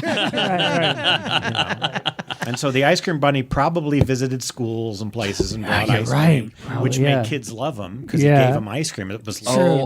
True. And so they I cut that gotcha. part out of the movie. Yeah, because to me that seems like an important part. You would Yeah. think that when he pulls Santa out and he'd say, "Hey everybody, we've rescued Santa. Let's all have ice cream." And the kids go, "Yeah!" And you go to eat ice cream, and at the end you could, No, he's basically just a fireman, and he doesn't talk. he doesn't Oh, talk. yeah. And, like, it's he doesn't have a it's voice. so because bizarre. it's just the narrator. Yeah, it's just But the even whole as thing. a kid, you really going to take ice cream from somebody in a dirty bunny costume? No, look, what childhood did you have? I mean, There's dirty a reason bunny- why I'm still alive. Well, no, because if I saw a You big just took bunny ice cream costume- from anybody, right? No, a bunny, a Dirty big Spider-Man on See- Hollywood Boulevard.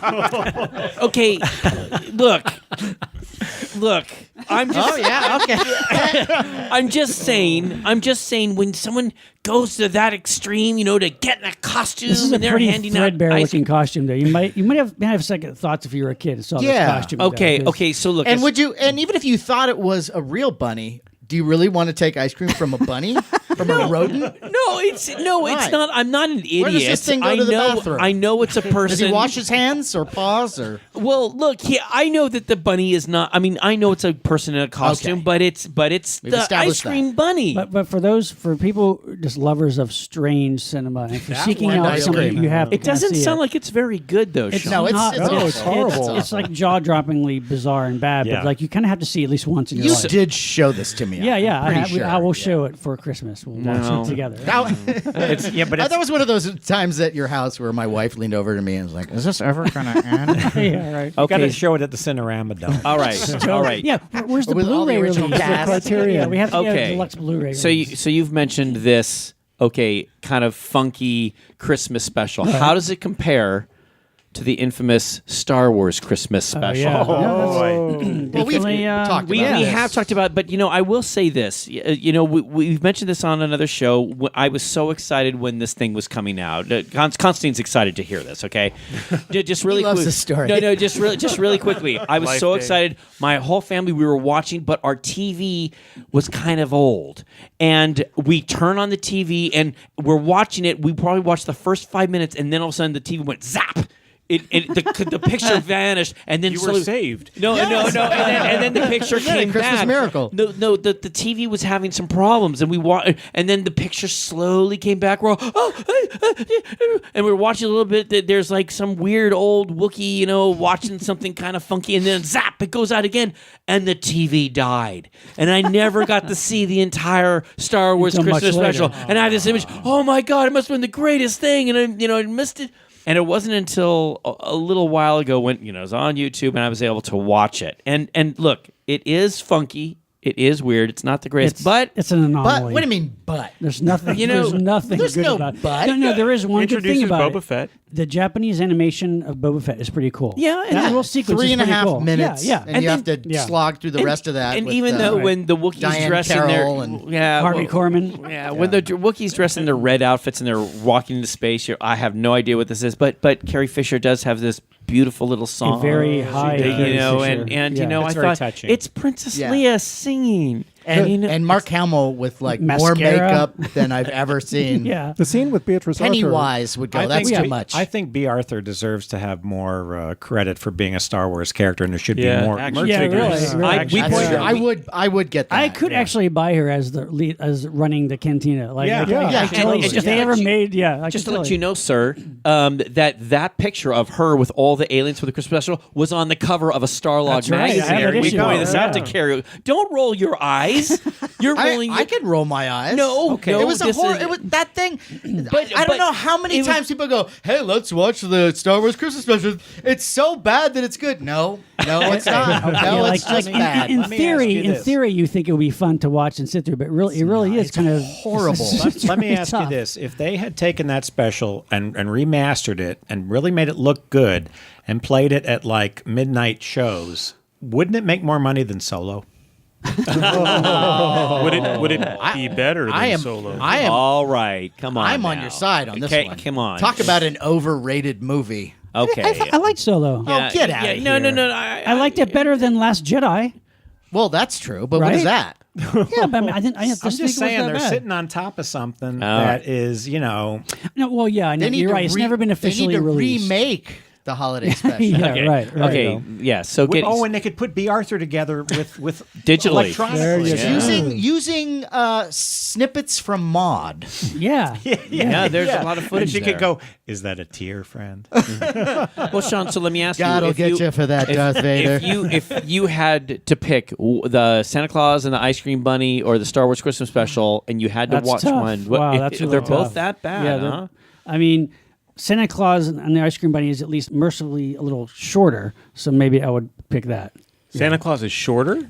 Well, it's like about maybe It's about an hour and 20 minutes. I Oh guess. yeah. no, the Well, I Christmas guess special's I shorter. guess that's true. It's It's like about 50, yeah. 50 It just minutes, seems so 48 much minutes. longer. It does It's seem, like- Yeah. Star Wars special is like 2 hours. Well, it was a 2-hour slot. Yeah, so I guess without commercials, it was. You're There's right. a It's probably lot of about the same. commercials, huh? Yeah. Here's one that I just in doing some research came upon, and tell me if you've seen it, because it's one of these specials where it's always strange to me when they take something that has nothing to do with Christmas, kind of like Star Wars. Right. And then they try to throw Christmas in it and justify it. Like, I guess there was a He-Man, She-Ra Christmas special. Wow. No, you guys ever see that? No, Matt, I have not either, but I read the synopsis, and it's basically they run into some kids from Earth who tell them about sharing peaceful bliss. Wow. Love can come to anywhere. Is that a song from the He-Man, She-Ra special? We gather around the tree, hold hands, and sing. Oh my gosh. Wow. I am impressed, sir. No, my younger. I'm telling you, you want Christmas carols. Yeah? Maury Laws, look out. Wow. No, my younger That's brother. the one. I'm going to find this. My younger brother was see it. Okay. Oh, huge. please. Okay. Well, like He also loved that same He-Man, time, and he was totally into that. So yeah. And when we were kids, how you would have like if there was like a sci-fi show or horror show that did a special Christmas episode, like Wonder Woman, the 70s Wonder Woman show did a great one, which was called The Deadly Toys, and it was Frank Gorshin as an evil toy maker who's making android duplicates of like scientists, and she battles him. There was, of course, there's the Night of the Meek, the Twilight Zone episode with Art Carney, which is so good. yes, but as a kid though, That's one that's like really, even as a kid, just brings I it to didn't like it as a kid. I appreciate it more now. Yeah. No, I thought that was a really beautiful story. Yeah, no, that's good. And they remade Larry? it. They remade it with Richard Mulligan in the 80s. In an 80s version, that's right. Well done. That's right, yeah. Speaking of Richard Mulligan, anybody see the 1986 Babes in Toyland? With Drew Barrymore? Cincinnati. Oh, yes. Keanu Reeves and Drew Barrymore. Was it a TV movie? It was. It was. You could also get, if you filled up your car at Chevron, you could get the VHS. I got it at McDonald's. See? Okay. Wow. Yes. Wow. Yeah. Yeah. Yeah, it's Did that well, did it? And was- the songs are by Leslie Brickus. I know, and Who it's did Willy like Wonka. you almost get the feeling. I watched that and thought, how would Paul Zindel wrote the screenplay? Oh. And it had this like great group of people involved, but it was almost like everybody was in a different country and sent their work in and it's like, and then they just put it together. It was shot at the same studio where they made Willy Wonka, and it's like they're just driving around in these little golf carts and Was it 80s? 86. Yeah. 86, yeah. Speaking of that story, the one that I love, to me, the definitive one is March of the Wooden Soldiers. Love that. That's the last one. Again, when as a little kid, I watched and loved. And it's scary, that too. That one still affects me. You're talking Laurel and Hardy. Laurel and Yeah, Hardy. the Boogeyman. And, yeah. You're not scared now. They're not half as bad as they look. It's Henry Brandon as Barnaby. Yeah. Oh, you notice Barnabas? Who's Barnabas? younger than everybody, right? Oh, yeah. 22. Yeah. What? Yes. was Really? 22. Oh my god, he was a great villain. yeah, he was. And I loved terrific. all the little, All the weird animal all the like characters. Mother Goose kind of characters. all And the way Mickey through. Mouse. Did you notice that and Mickey Mickey Mouse Mouse, is in yes, there? right. Oh. No, I love that one. I love the animation of the soldiers. I mean, it's just Oh, a- yeah. and It's so good. Lauren and Hardy at their top Yeah, game. and like, they're And the great. weird Genuinely three little funny. pigs too. Yes, They're- yeah. Very Very weird weird. makeup. Felix- I mean, it's cool looking, Felix- but you know, the guy who it's a played little Twiki freaky. wasn't That he in story always sort of goes into a weird space with those things. Yeah. I love It's that not- movie. It's not Christmas for me until I watch. It's March of the Wooden Soldiers. I mean, I love It's a Wonderful Life, but then there's Scrooge. Sure. So Christmas Wait, Carol. which Yes. Scrooge. Scrooge, the musical. The musical. With- Oh, Musical. 1970. That's your favorite. Oh, it's one of my very favorite. It's like my top five. Yeah. I'm gonna just note the obscure. I couldn't tell you anything about it, like your bizarre Fort Lauderdale special. But, my grandparents lived in Fort Lauderdale. Never heard of this thing, but Neither did mine. no. There was a, and I actually really like this. I'm not mocking it in any way because I found it on DVD and now I watch it every year. It's a bizarre Australian variation of A Christmas Carol, this animated feature. It's about 80 minutes long or so. I saw it as a kid on TV, taped it, so I had access to it, so I would watch it over and over again. I couldn't tell you who made it, but it's like, when Wolverine was Australian in the X-Men cartoon. It's like they had an Australian cast, but they were all attempting to be British, and it's quite good. I mean, you know what I'm talking about? What year was it? It's like 82 or something in the mid 80s. Well, it may have been the 70s. If it was the 70s, was the animation real kind of sloppy? Okay. Yeah, you're right. I think it was made in the late 70s, but it aired in America for the first time as a TV special in the 80s. Okay. I did try to look it up this morning, so. Because no, I'm just guessing. But if it was made by API, Air Programs International, and it had the voice of Alistair Duncan in it, That's probably it. then it was actually made in Australia in the 70s, and they made a series of things at that company in Australia for a series called Famous Classic Tales from Kenner.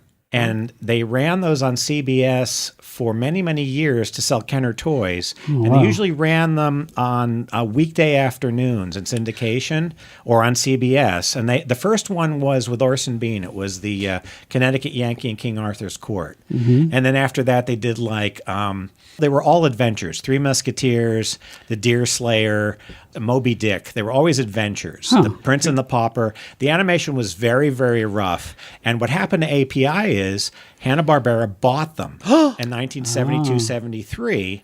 And Funky Phantom was the first Australian-made Hanna-Barbera cartoon. Is that right? I did not know that. So if you look at the credits, you'll see a lot of the same Zoran Janjic and a lot of the same names in the credits. Also, Wait Till Your Father Gets Home was made there. Scooby-Doo movies, a lot of those were made. Oh, yeah. Interesting. So that became Hanna-Barbera PTY in the 70s. Well, this is not that special. Whoops. Oh. Okay. I looked it up here. This is a Australian 75-minute made-for-TV animated film from Burbank Films, Australia. Oh. Okay. Part of a series of... I'm looking it up on my phone. You sound a lot like Wikipedia. Yeah, way to do your research there, buddy. But no, I just wanted to make sure it was not the same one because I looked it up earlier, and I mean I couldn't tell. I can look it up and tell you who was the voice. No, but of I do know about that one too. It touched me as a kid. And the Scrooge was like such a grouchy. I mean, like the word grouch seems to be the word I would use to describe that version as opposed to, Albert Finney or George C. Scott. But they made a whole bunch of the similar kind of things. Burbank Films was like Willard Carroll and people who used to work for Disney, and they started a small company and did things in the 80s. They also did an Alice Through the Looking Glass, Burbank Films, with actually Janet Waldo playing Alice again.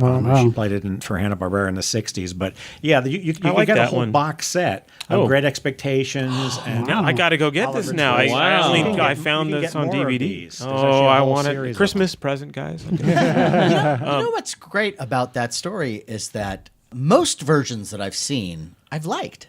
I can't really think of too many that I did not enjoy of A Christmas Carol. I like almost every incarnation. I was going to say Blackadder. That was a great segue. That is maybe one of my favorites. God, and have you seen that, the Blackadder Christmas Carol? Carol? You got to watch it. It's like an inverted version of it. So it's great. Edmund Blackadder is the most kindly person in Victorian England, and he gives to the poor to the point where everybody just preys upon him. Oh, see, and now they take advantage of that's him. like what Steve Martin did when he had his show. I think it was Little Theater or something, and he did a James Whitmore star. It was an anthology, and he did Christmas Carol too. And it was like, what happens afterwards? And he's so generous. What happens? And everybody much takes advantage of him. Well, what's great about this is then Robbie Coltrane is a ghost, a Christmas ghost that comes and visits him, and he's gonna just come in and say, hey, you're a really good boy, and just wanted to let you know I'm going to go haunt the guy across the street who's a jerk. And he goes, well, wait a minute. He goes, would you like to see what would happen if you were not so nice? And he shows him these visions of him coming out ahead. And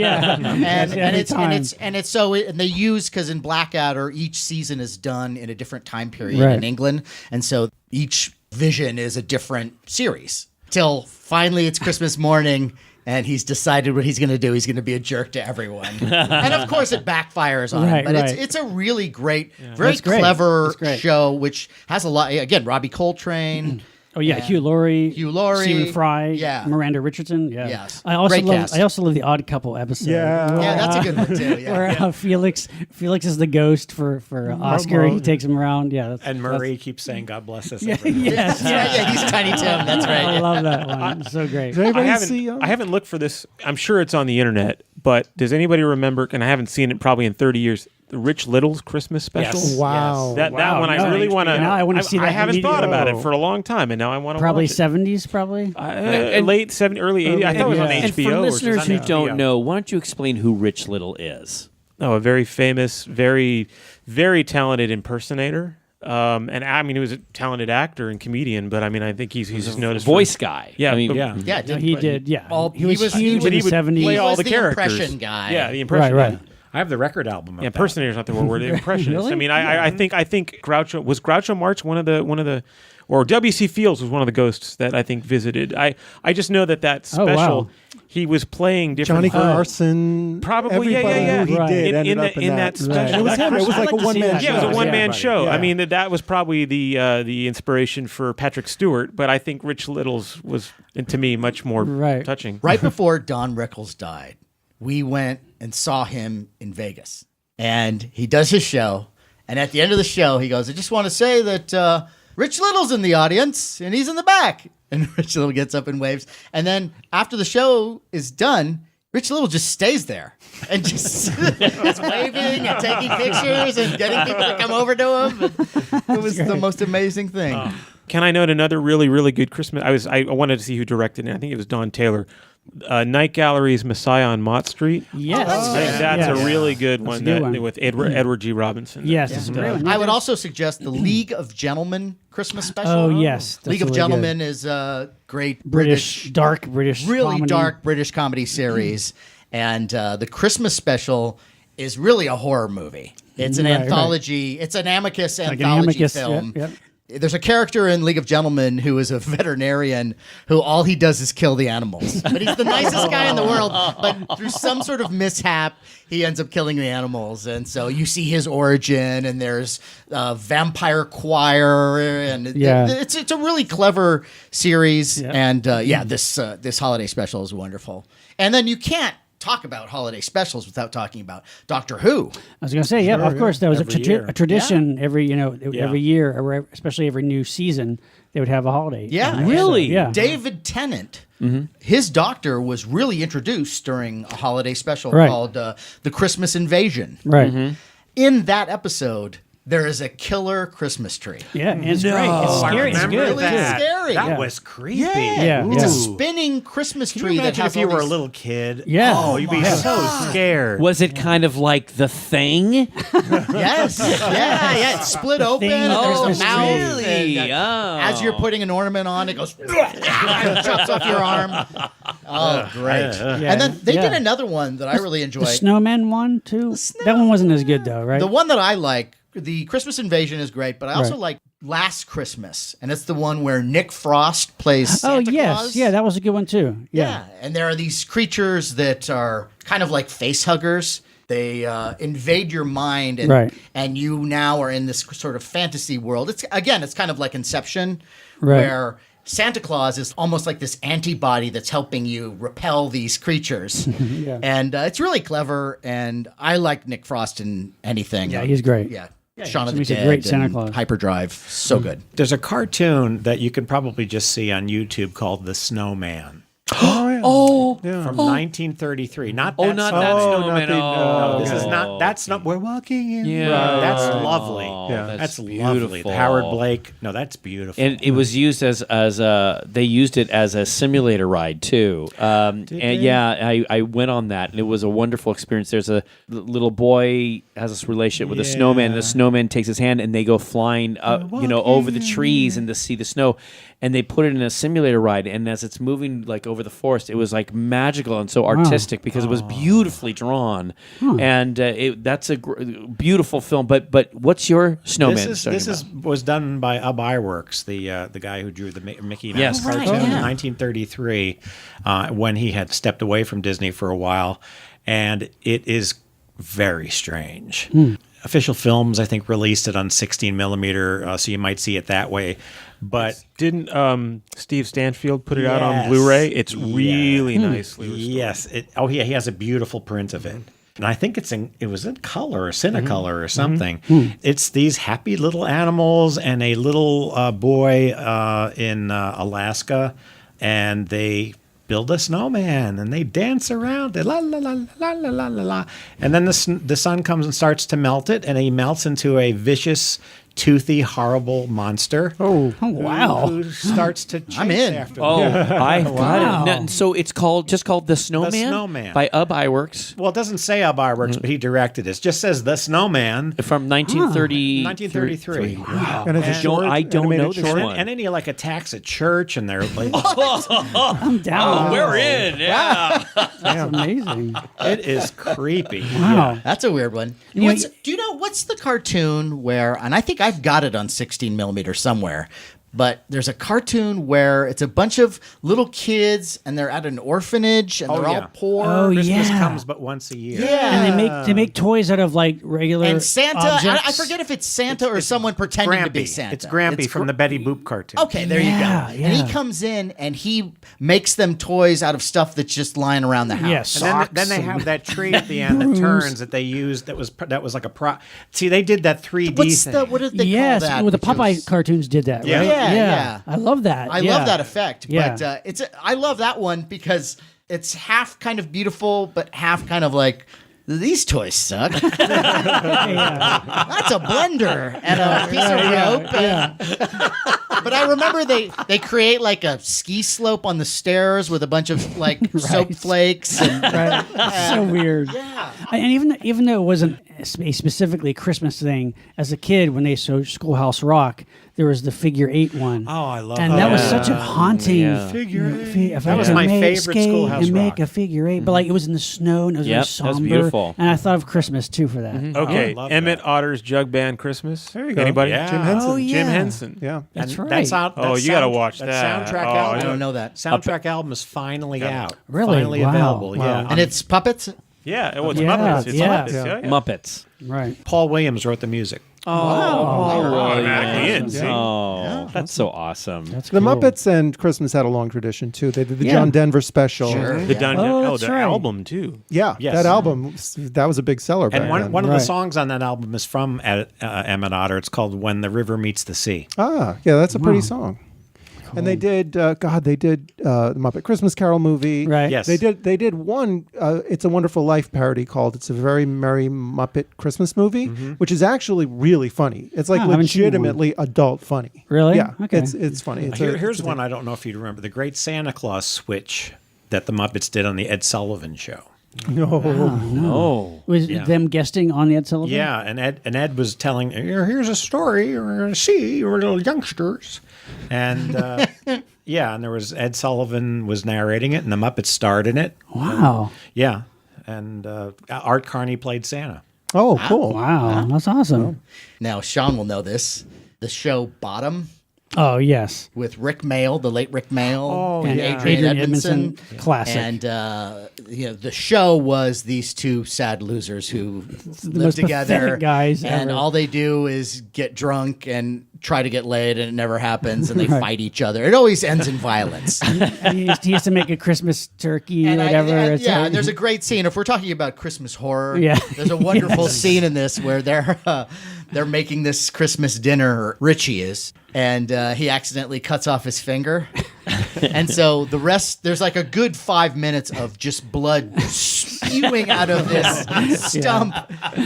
Yeah, it's pretty And awesome. then, of course, Eddie tries to staple Rick's finger back on right. with a stapler, and that and they kind give, they give each works. other like Brussels sprouts in their stockings and stuff. Like, Yeah, it's like, it's absurd. but it's great. It's hilarious. It's really though. funny, though. Yeah, no, it's good. Oh, and I was just going to say, does anybody want to mention a film or a special that has Christmas in the background but isn't a Christmas movie? And I would, yeah. Your favorite, because I mean, as far as a horror thing, we've talked about this many times. Is 1974's by Bob Clark, Black Christmas, which is my. it's a sorority.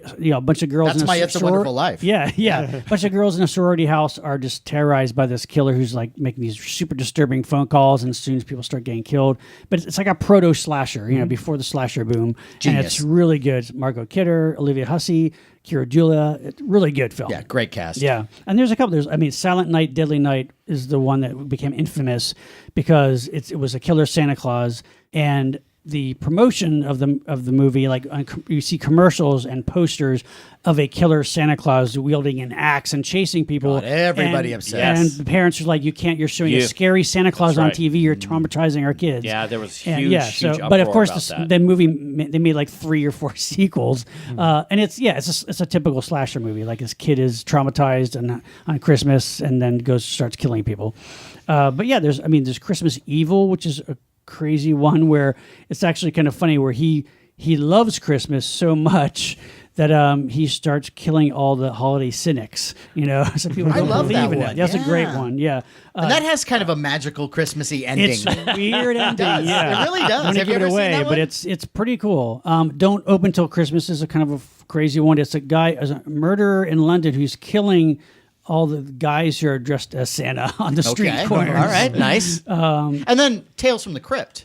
Tales from the Crypt. The original. The original. The Amicus Anthology. Which was the segment was called "And All Through the House." Yes. and it was Joan Collins. Collins. Beautiful. Stunning. Stunning. She schemes to she actually kills her husband on Christmas or Christmas Eve and has to kind of do away with the And I body. It was remade too. Yes, in the Tales from the Crypt But- series, but right? The Tales from the Crypt Not as version is a little too over the top. Yeah. What's Like great that whole about series. What's great about the Amicus one is that it's played very straight. It's really chilling.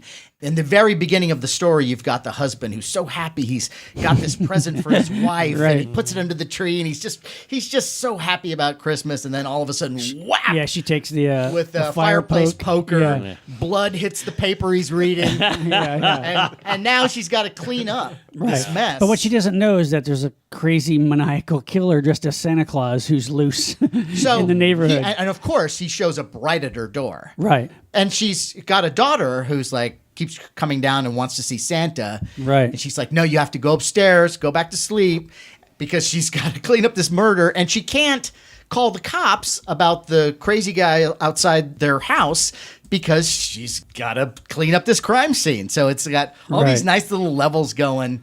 And the Santa guy, the great. Santa Crazy maniac looking, yeah. is so creepy. Yeah, that's a good one. And the daughter was Chloe Franks, who plays the daughter. The little She's girl? in a lot of the Amicus and Hammer films. She was great. Was she in House that Dripped Blood as that daughter? I think Dr. Christopher Terror's House Lee's? of Horror, I think. Okay, Yeah, okay. but yeah, she's great. And yeah, but that's a great one. Yeah. Didn't Dan Haggerty do one with killer elves? I was just going to bring that one up. Yes. Now, Yes. I just recently discovered that, and I have not seen it. Is that a great. good movie? It sounds great. Well, it's It's got entertaining. Nazis in it. Yeah, it's Dan Haggerty is kind of like this washed-up department store Santa who runs afoul of this elf creature who's somehow created by Nazis. They were created by Nazi experiments. How can this not be great? It's like, yeah, in 1989, it was kind of like a Gremlins ripoff to a point, but it's pretty ridiculous. But how can it's got Dan Haggerty and Nazis in it, so that's a great one. If you can believe in a red-nosed reindeer. Yeah, I mean Jack Frost, which was a killer Santa Claus or a killer Snowman. Speaking of Rankin Bass, that's another one that I never. Oh yeah, Is that any good? I love that. Jack one. Frost is a good one. I like I think that that's one. a super good one. It's one of the most underrated ones. Yeah, too. It's got a great it's got score. Paul Frees as the Paul Frees is the Kubla villain, Kraus. and he's just a psychotic guy Yeah, with yeah. his little iron puppet that Yeah, he talks to. that's a pretty good one. You know, I like and that one. Yeah, and it's about this little town that they don't have any money, so they make ice money because he's like taking all their taxes away. All right. And it's Robert You know, Morse, right? Yeah, and it's sort Yeah. of this sort of bittersweet kind of ending He because falls. he's in love. He falls in love, so he wants to come down to Earth and be be human. human, right? Yeah. But he has to be mortal, and it's touching. It's touching, and it's got magic in it. It's probably You're You're right. It's an underrated one, I think. Yeah. Can you yeah. find this fairly easily? Yeah. Oh Yeah, I okay. think so. Great. It's No, been- It's got magic in it, Matt. I love magic. But the Jack Frost I was saying was the Killer Snowman movie, where it's That a one's serial magical as killer, well. serial What about the killer Michael Keaton movie? who like turns into a Yeah, that one snowman, and starts killing. It's like Child's Play, but instead with a doll. It's No one's Snowman. really gotten the whole killer snowman thing right yet. I feel. yeah. Well, yeah. except that one where he goes and he terrorizes the little animals, turns into a monster. You got to watch that. Yeah, that Oh, one I yeah, want to no, watch. that one does That sound sounds brilliant. great. That one does sound great. That's something I've put on my list here. Yeah, me too. I highly recommend an obscure drama from Hammer Films in 1961 called Cash on Demand. I love Peter that Cushing. one. Just saying, it's Hammer's version of A Christmas Carol, that- starring Peter Cushing. Yeah, Andre and Morel. Andre Morel. Yeah, it's like a Yes. suspense. It's a film. suspense thriller. Yeah, that's a I- good one. You got to watch it. Yeah, that's a good If one. you haven't seen it, go get it I now. forgot that it takes place like around the holidays. Yeah, right? it's Christmas. It's That's a Christmas right. story. Yeah, that's a really good one. I love that one. You know what I love too is I mean we just touched about it just briefly, but when we were mentioning animated Christmas specials, just The Grinch Who Stole Christmas. Of course, The thing true. and Yeah. it is a classic. It's one of those staples. The thing that I just love about it so much is the narration and the voice of the Grinch by Boris Karloff, Yeah. who actually went on to win an Emmy for his portrayal of the Grinch. And I love the fact that Boris Karloff is immortalized by not only playing the classic Frankenstein monster, but also for this one, the Grinch. And who can you say that? He won a I mean, Grammy too. Yes, and a Grammy. Wow. I mean, that is just so wonderful. And I love the fact that I think Boris Karloff will always be remembered because the Grinch is such a classic. And of course, the classic Frankenstein. And again, great music. Yes. Oh, Yeah, great I mean, music. just Great yeah. music. There's apparently, not apparently, there's a new Grinch movie. Haven't seen it. I know it's in the theaters now.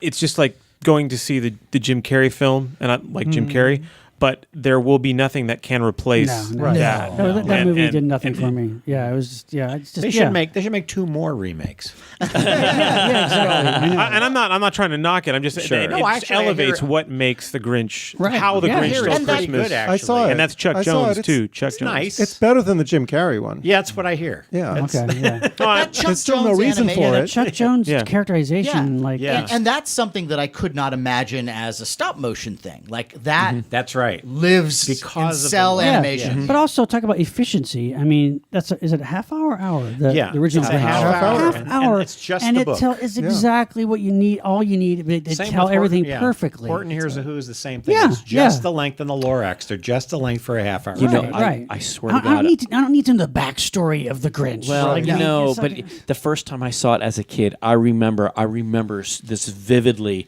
The Grinch took everything, and he was so excited he wanted to hear the wails. And I remember thinking to myself, if that was me, I'd go out there. I go, my gift! You know, I screamed, and then I felt I was embarrassed because all these little Who's went out and they started singing. I went, oh. Yeah, you would have been that kid. Stop your stupid singing! Someone took my robot. You know, oh God, you know how to hurt me, don't you? It taught me a valuable lesson. You know, For a couple family, minutes. family and togetherness is, better than getting the gifts, and You don't believe that for a second. So you've learned nothing.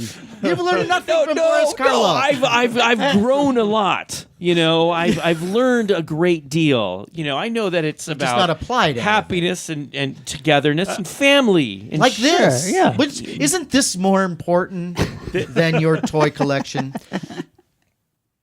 Wow. Yes, cricket. Yes, no, it is. Unbelievable. No, you caught me at a bad moment. I didn't mean it like that, Matt. No, it's yes. Wow. Obviously, So when the together- secret police come to your house, like, "Where's Weinhold?" Like, No, we're taking your toys. No, He's in the basement. It's a Christmas miracle. You've taught me a valuable lesson. I've learned a great deal by sharing all this wonderful stuff with you. And I love you guys, and I'm we love you too. Yes, yeah. guys, I'm so happy and thrilled to have had you tonight. You guys are Yeah, just so thank you amazing. so much for being here with What us. This great- has been so much fun. I mean, Greg, the stuff that you brought up is just fantastic. You were just A wealth of knowledge. yeah. Yeah. And so we can hear your commentary on. Santa Claus is Coming to Town, which is available in the set of the 5 specials and also sold separately. and Constantine, tell us again, like the 5 specials on here and what's included on these So things. I have to actually look at this thing. Yeah, it includes 5 of the specials. It's Frosty, it's Rudolph, it's Cricket on the Hearth, it's the Little Drummer Boy, and of course Santa Claus is Coming to Town. I think I got all 5 in there. Right.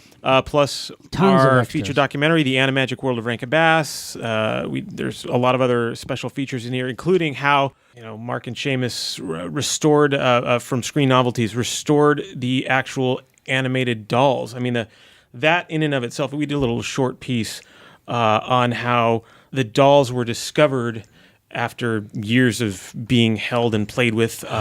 Really? Wow, really? The actual puppets were kept by the secretary of Rankin Bass's secretary's son or something. Wow. It changed. The story's in there, but I've the gotta puppets get this. traded hands over decades, and ultimately they were brought to Screen Novelties to be restored, and they tell their story, and it was just fun to hear that, and then to get to see. I didn't get to actually see the dolls. We saw photographs of the dolls, but they are apparently for the puppets or the dolls. I mean, that they are. If you want to buy them, I think somebody's trying to sell them for $1 million now, but I didn't have the money for that. Good thing they never landed in Shawn Sheridan's hands. But that's Mark Caballero and Seamus Walsh of Screen Novelties. And one other thing that I wanted to say regarding this, and it obviously didn't make it into the cut because I never had a chance to meet actor Paul Soles in person. That's the voice of Hermie. I had Spider-Man. And Spider. No, of course, we talked about Spider-Man. Wow. So I had a chance to actually call him because I was trying to court him into the production and to see if he would be willing to sit down and talk about his experiences. And we talked for about an hour. He lives in Canada. He's a Canadian actor. I think, forgive me if I get this wrong, I think he's about 83. But obviously he was really young when he was the voice of Hermie. Right. And it's hard to say this. I mean, we tried to get Jules Bass. We tried to get Maury Laws. We tried to get Paul Coker. And after so many years, I think people have been talked out, or they just feel like their story's been told. Right. And I remember, I had this very long and heartfelt conversation with Paul Soles where I had to honestly say just how much people would want to hear his story while he felt that people have heard his story. And I said, well, not the generations that would be watching this now, or what we can preserve it in a way. When we make these documentaries and we try to get on the record story of film history, it's not as easy as one thinks it can be. No, I can only imagine. It's hard enough for people that are making things now to be wanting to talk about them. Right. If and the point he made to me was this was so long ago, and essentially this is what he feels he'll be remembered for. He won't be remembered for Shakespeare. He said he'll be remembered on my tombstone for he was the voice of Hermie, and. Which is not bad. Yeah. No, it's not. And I think that's what I tried to express to him. And unfortunately, it didn't work out. But we had such a wonderful and heartfelt conversation that I carried that with me while we were making this. And even though we didn't get to interview, I had some communication with Jules, and the honor we all took, Greg and myself and Mark and Jerry Beck and everybody that worked with us. Even including the fact that the title sequence, which was produced by my friend and David Braun and his company called Open the Portal. I really wanted to have an animated stop-motion Rankin Bass-esque animated title sequence, and they attempted to replicate the snow. I had no money. These things are it's universal, but we are trying to stretch it as far as we can. And my friends who just love Rankin Bass, they recreated a title sequence attempting to mimic the snow the way a tribute to everybody. But I carried my conversation with Paul Soles throughout, so I'm not dedicating this to anybody, but I do feel that if I would say I would dedicate it to the entirety of the folks that worked on the Rankin Bass specials that we, I think, all endeavored to celebrate and remember. And there are many of them that are still here with us, including Maury Laws. So Maury, happy birthday to you. Happy birthday. Happy birthday. And our mutual friend Taylor White was associated with Taylor White of Creature Features. All right. Without Taylor White, this project would have gone nowhere. Wow. So I have to say thank you very much to Taylor. Thank you, Taylor. I tried to get him to come tonight. He was like, no, threes would be a crowd. But hey, thank you very much, Those Monster Taylor. Party guys. No, I did it once. Never again. But really, thank you to Universal and to everybody. And I brought you guys, by the way, some gifts. Oh. Hold on. Oh, here we go. All right. Who doesn't have a copy of this? I do. I'm not. It's like we'll fight over it. You have one. There's multiple discs. You can give each other a disc. You don't have to cut the thing up. You know what we'll do, Cousin? We'll just cut it in fours. There we go. And then I have Ooh, look at that, a mug, Larry. You can break this in four, and I don't know, whatever you want to do with that. You love mugs. There you go. Yeah. Put it right by Hermie right there. Nice. Okay. Nice. Thank you. Oh, thank That's you. awesome. Yeah. Oh. Merry Christmas. I want to just say about the Animagic World of Rankin Bass documentary that what struck me about it was that in a lot of documentaries and bonus materials in DVDs and Blu-rays, they're either hyper promotional because that's what they're supposed to be. And I've been involved in some of those, and I hyper promote the same way they're supposed to be, and that's great. Usually they are to serve what's on the DVD or to serve a premiere that's coming out or something like that. Then there are the other kind that are historical and refer to something that was great, and here's why it was great, and here's the history of it, and here's the people who did it, and it's all past tense. This is one of the few, and maybe it's because of the circumstances, but maybe. What's come out of this miraculously is you have this group of people like Kevin Lima and Henry Selick and Jon Favreau and Brenda Chapman and Chris Butler, who directed Paranorman, who personally, to me, it's like they're telling me and people like me, you were right all along. This stuff is great. And we are people who make these movies that are inspired by the stuff you watched. So no matter what anybody might have said about how it moved, or you know, the columnist in the Miami Herald that said Rudolph looks like a lint-covered chihuahua, or you know, anybody who said and no matter what people may have thought one way or the other about Rankin Bass, these people are heavyweights of the industry who have made extraordinary works. And Kevin Lima actually says, I think at the end, something like, I hope that I can come up with works and things and productions that inspire people the way that Rankin Bass things do. And that will last. And it will last like that. Generations. And if it weren't for Rankin Bass, there'd be no Mecha Kong. That's true. That's true. Right. That's true. For me, I've done documentaries on Friz Freleng and Chuck Jones, and I could start naming Hanna-Barbera, all of these people. I mean, classic movies go back. Most of the time they're dead. I mean, frankly, that's kind of the scenario. That's what we're dealing with. And in this case, Jules Bass is still with us. Maury and Paul and I mean, there are a lot that are still with us. But in particular, while I didn't get to interview Jules, I had a feeling, I hope, he's going to watch this. I just haven't had that chance. Chuck Jones will never see the work that we tried to do to honor the Looney Tunes, or Friz Freleng, or Mel Blanc. Their families know what we've done. But in this particular case, I thought, can we help elevate the legacy of these very I mean, we appreciate them, but I can tell you there are so many other people in the industry that I thought would, but it seems like a very generational thing. You had to be of a certain age, and then everything after that, like all the people beyond. I mean, that's why last week Rudolph was the #1 TV show, like in its time slot for the 54th year. I mean, like what else does that? So hopefully, and you know, I can't wait to watch this documentary. I'm so excited that you did this. And for listeners, if you guys want more information too, there's also a great book called The Making of the Rankin Bass Holiday Classic, Rudolph the Red-Nosed Reindeer by Rick Goldschmidt. This came out in 2001, and it's a fantastic book, and actually has the script in there too. Cool. And it's a terrific book. But what you guys have done with the documentary just adds so much, and so I'm so glad that you guys did this, and I can't wait to see it. Yeah, and have it in that technology, have it in Blu-ray form too is great. Oh yeah. Well, Merry Christmas, guys. Merry Christmas to us all. And Happy Hanukkah and happy everything. Thanks. Yes. Thank you guys so much again for being with us. Cheers. Cheers. It's a Christmas miracle. Thank you. Time for listener shout-outs. This goes out to a listener who's had a shout-out before, but now he's getting another one because he bought a Monster Party t-shirt. Hey. This is Robert Freeborn from State College, Pennsylvania. Robert Freeborn. That's where I grew up. And that's what you probably remember the earlier shout-out because that's where you're from. That's awesome. Yeah.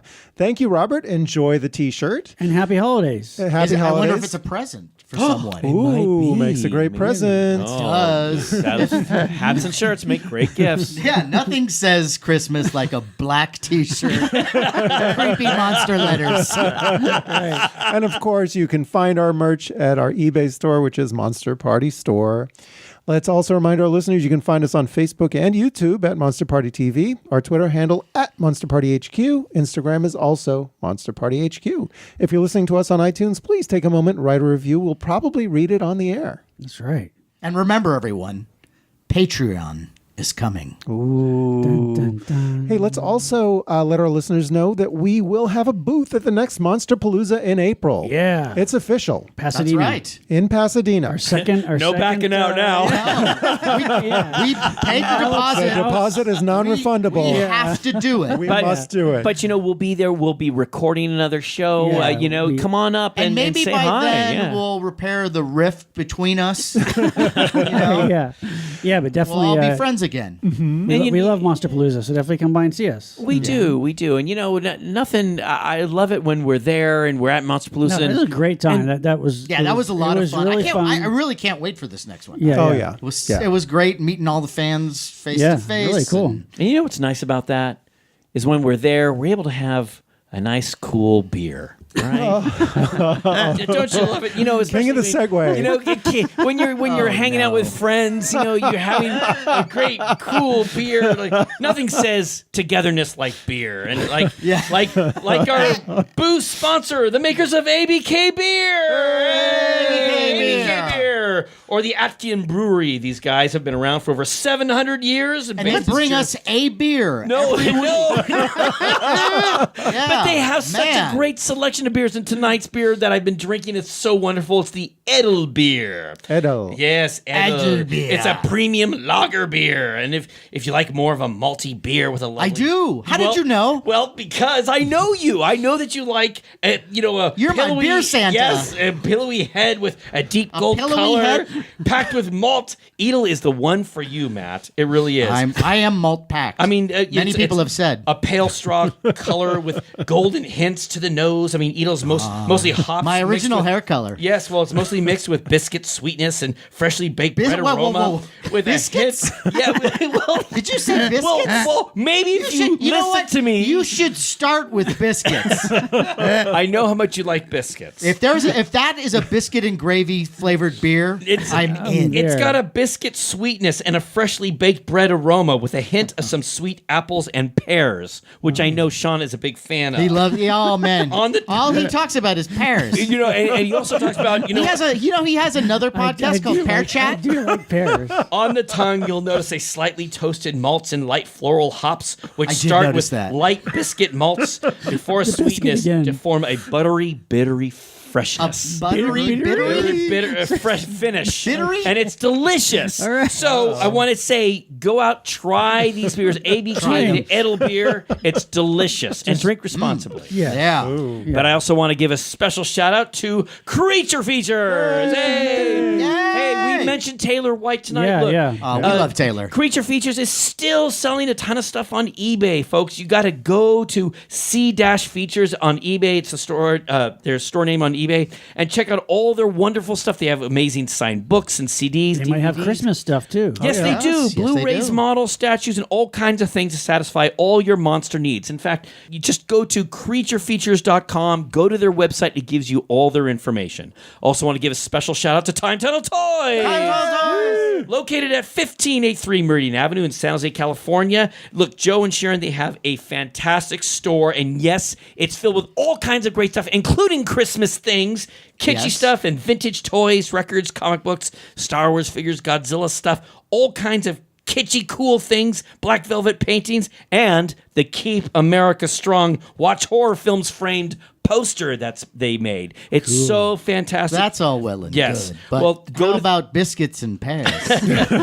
I don't think they have biscuits, and pears. Biscuits and pears. But look, what you can do, Matt, is you can go to their website, Time tell me Tunnel what I can Toys. do. I'm just telling you, you can go to their website, Time Tunnel Toys. It'll give you all the information of where they are, the stuff that they have. It'll also give you information of their San Jose Super Toy Comic and Collectible Show. Oh, you could go and buy some Christmas gifts Well, there. you can. They have it about every 4 months, and it's at the fairgrounds in San Jose, and it's just a big convention filled with tables with tons of vintage and antique toys.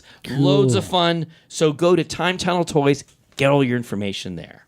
On that note, I am Matt Winter Wonderland Weinhold.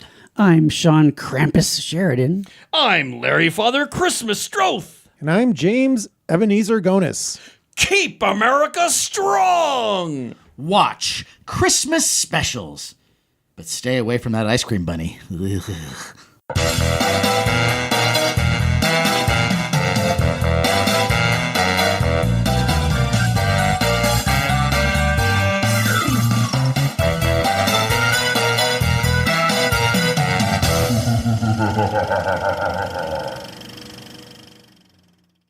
that Haunted Mansion lady. Yeah. I remember like I first put that album on and I'm listening to it and I'm like, this is spooky. But then like she's got that kind of Brenda Vaccaro kind of voice. Yeah, she does. Yeah. And wow, I was just like, where is she? How do I find her? Is she in the lit attic in the mansion? You know, my dad took me to see Capricorn 1, and he was smitten with Brenda Vaccaro. He could not stop talking about her. Really? Really? Wow. It's just funny, like of all Yeah. female celebrities. I know. She was in a Rankin Bass. That's right. Yes. She was the angel in Nestor. Nestor, that's correct. Yeah. Yes. Nestor. No, I'm sorry. I'm. The long-eared Oh, Christmas donkey. I didn't like that. long-eared? No, Or he's the not wrong- one-eared. The one. No, I'm Long-eared. trying to get Oh yeah, this- they what's the cut his name? ear I'm off. trying to get this straight. Libby, It was what so was her name? sad. What kind of donkey was he? Was long-eared or He was a long-eared donkey. Long-eared. Now I remember. I Long-eared. forgot that his name was Aren't all Nestor. Nestor donkeys was a long-eared? donkey. But it's not as sad as the little drummer boy. Oh, that's almost really that's like a sad. tragedy almost. Like That's sad. until like the very end. But Even Even- well, I'll It's dark. I'll save It's it. dark. I'll save it. Nestor's I'll save it because sad, I have too. some issues. Hello? You know that. You know that I have issues. we all know About about the cricket on the what? The cricket on the hearth. Now that's another issue. what are they doing? What are they doing on the hearth? No. How do we keep the crickets off the hearth? Test. Hey, There you go. Hey, okay, all right. There Okay, you go. so for the next 3 hours, we're going to talk about Hey. Santa and the ice cream bunny. Yes. Go. Yeah. Is that a real thing? Can you Oh guys my hear me? God, it's real. yes. Unfortunately, About it's real. weird Christmas. Yeah, I See, now totally I need wanna to get talk about closer that. to the mic so I can hear you. We should talk about Yeah, okay. we should talk about weird Christmas movies. Well, that's going to be a different topic. This is going to be. Oh, no. You're right. It's going to be free form. We're going to talk I'm gonna have to ask Greg about Now, Christmas. ABC let's, Family. let's already put the kibosh on any kind of No. spontaneity. And no kibosh. It's my new leaf. So say you that every had episode. so many leaves fall from your Entire tree. tree of leaves. Yeah, you are a barren tree. Well, yeah, You're a winter I tree. need to work on these leaves. Yeah, no, look, baby steps. baby steps. You know, come. The I'm new sorry. year- We're here. We No. have the a new year- guest. I and know, We're just- bringing you into our family drama. Just really it's quickly. the holidays. Yes, though. yes. It's and with the holidays, there's family and people bring up old issues. And I'm just saying, the one thing I want to say is when the new year comes in, Yeah. I'm writing down all these new leaves. I will send you the scroll that I've been putting together. All right. You know what Bonnie Hunt says about Thanksgiving is everything goes great until somebody says, "What did you mean by that?" That's true. Very true. That's very Very true. Yeah. So this is going to be Christmas specials, right? Christmas specials. Yeah. Is that what it's? Yeah. Okay. Yeah. That's fine. Okay, so guys, just to let you know, the way it works is Matt's going to do his opening. We're going to introduce ourselves. We say what the topic is, and then James is going to introduce each one of you one at a time, and then we're going to go to town. Okay? Should we say Rankin Bass specifically? No. This is everything. So it is Ice Cream Bunny. Ice cream Yeah. bunny is included. Absolutely, we're talking about Peanuts. the ice cream bunny. Any kind of Christmas special. And anything that's like monster kid memories of Christmas. I mean, Yeah. anything that's we want to talk Or about. a movie that always played on Christmas that you Santa Claus Conquers the Martians. like that? I mean, that kind Yeah. of stuff. Yeah. I found the details of that really random Christmas Carol. I want to see if this guy knows anything about animation. And now I'm frightened in a very good way. Thank you, Constantine. Sure. Okay. Should be. Be very afraid. Does the thing Christmas. count? Does the thing count as a Christmas movie? Well, There's a lot of Was it snow. was it December? well, no, there's snow, it though. wasn't. I don't remember it wasn't. being It had December. snow. but what Do if you remember? I watched Where it was on the Christmas- television where was when the I was a Christmas kid? tree? I mean, where was the Christmas tree in that? Where was it? No, the Christmas tree was the thing. That's right. It turned into a tree. decorated there itself with all the spores of all the faces Yes. of everybody. Oh, that's very funny. That's No, very. you know what? It is funny, Larry. It is funny. no, Every time somebody makes a joke that you didn't make, all of a sudden it's that's very funny. No, it has nothing to do with. So the thing is the Christmas tree. Is that what you're saying? We're I'm the having a creepy laugh. thing. Wouldn't that be cool? If a Christmas tree came to life and ripped its ornament apart in half and a big monster throat came out of it, that would be the best That's a Christmas good idea. ever. It's a magical We have a Christmas. scary Maybe- Christmas thing. Maybe in your Christmas That reminds me of life, one. not in my Christmas life. I'm just God, I'm just saying. And that's our please, show. God, let this start. My Christmas wish. All right, shall we? Let's do it. Yeah, let's do it. Nah, keep that open. One thing I want to close, though, just for sound purposes. Your mouth. Sometimes it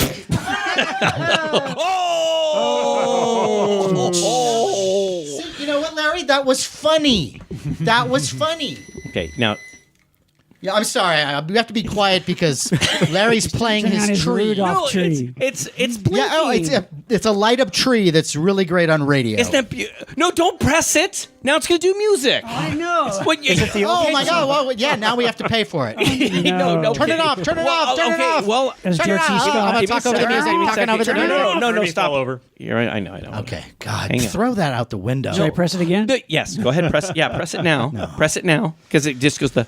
No, same time. No, let it do its star and then blinking. Okay. I love blinky lights. All right. Don't you guys love a blinky light? It's been Yes. Concentrate on the blinking lights, Larry. You're getting very sleepy. All right, let's do this.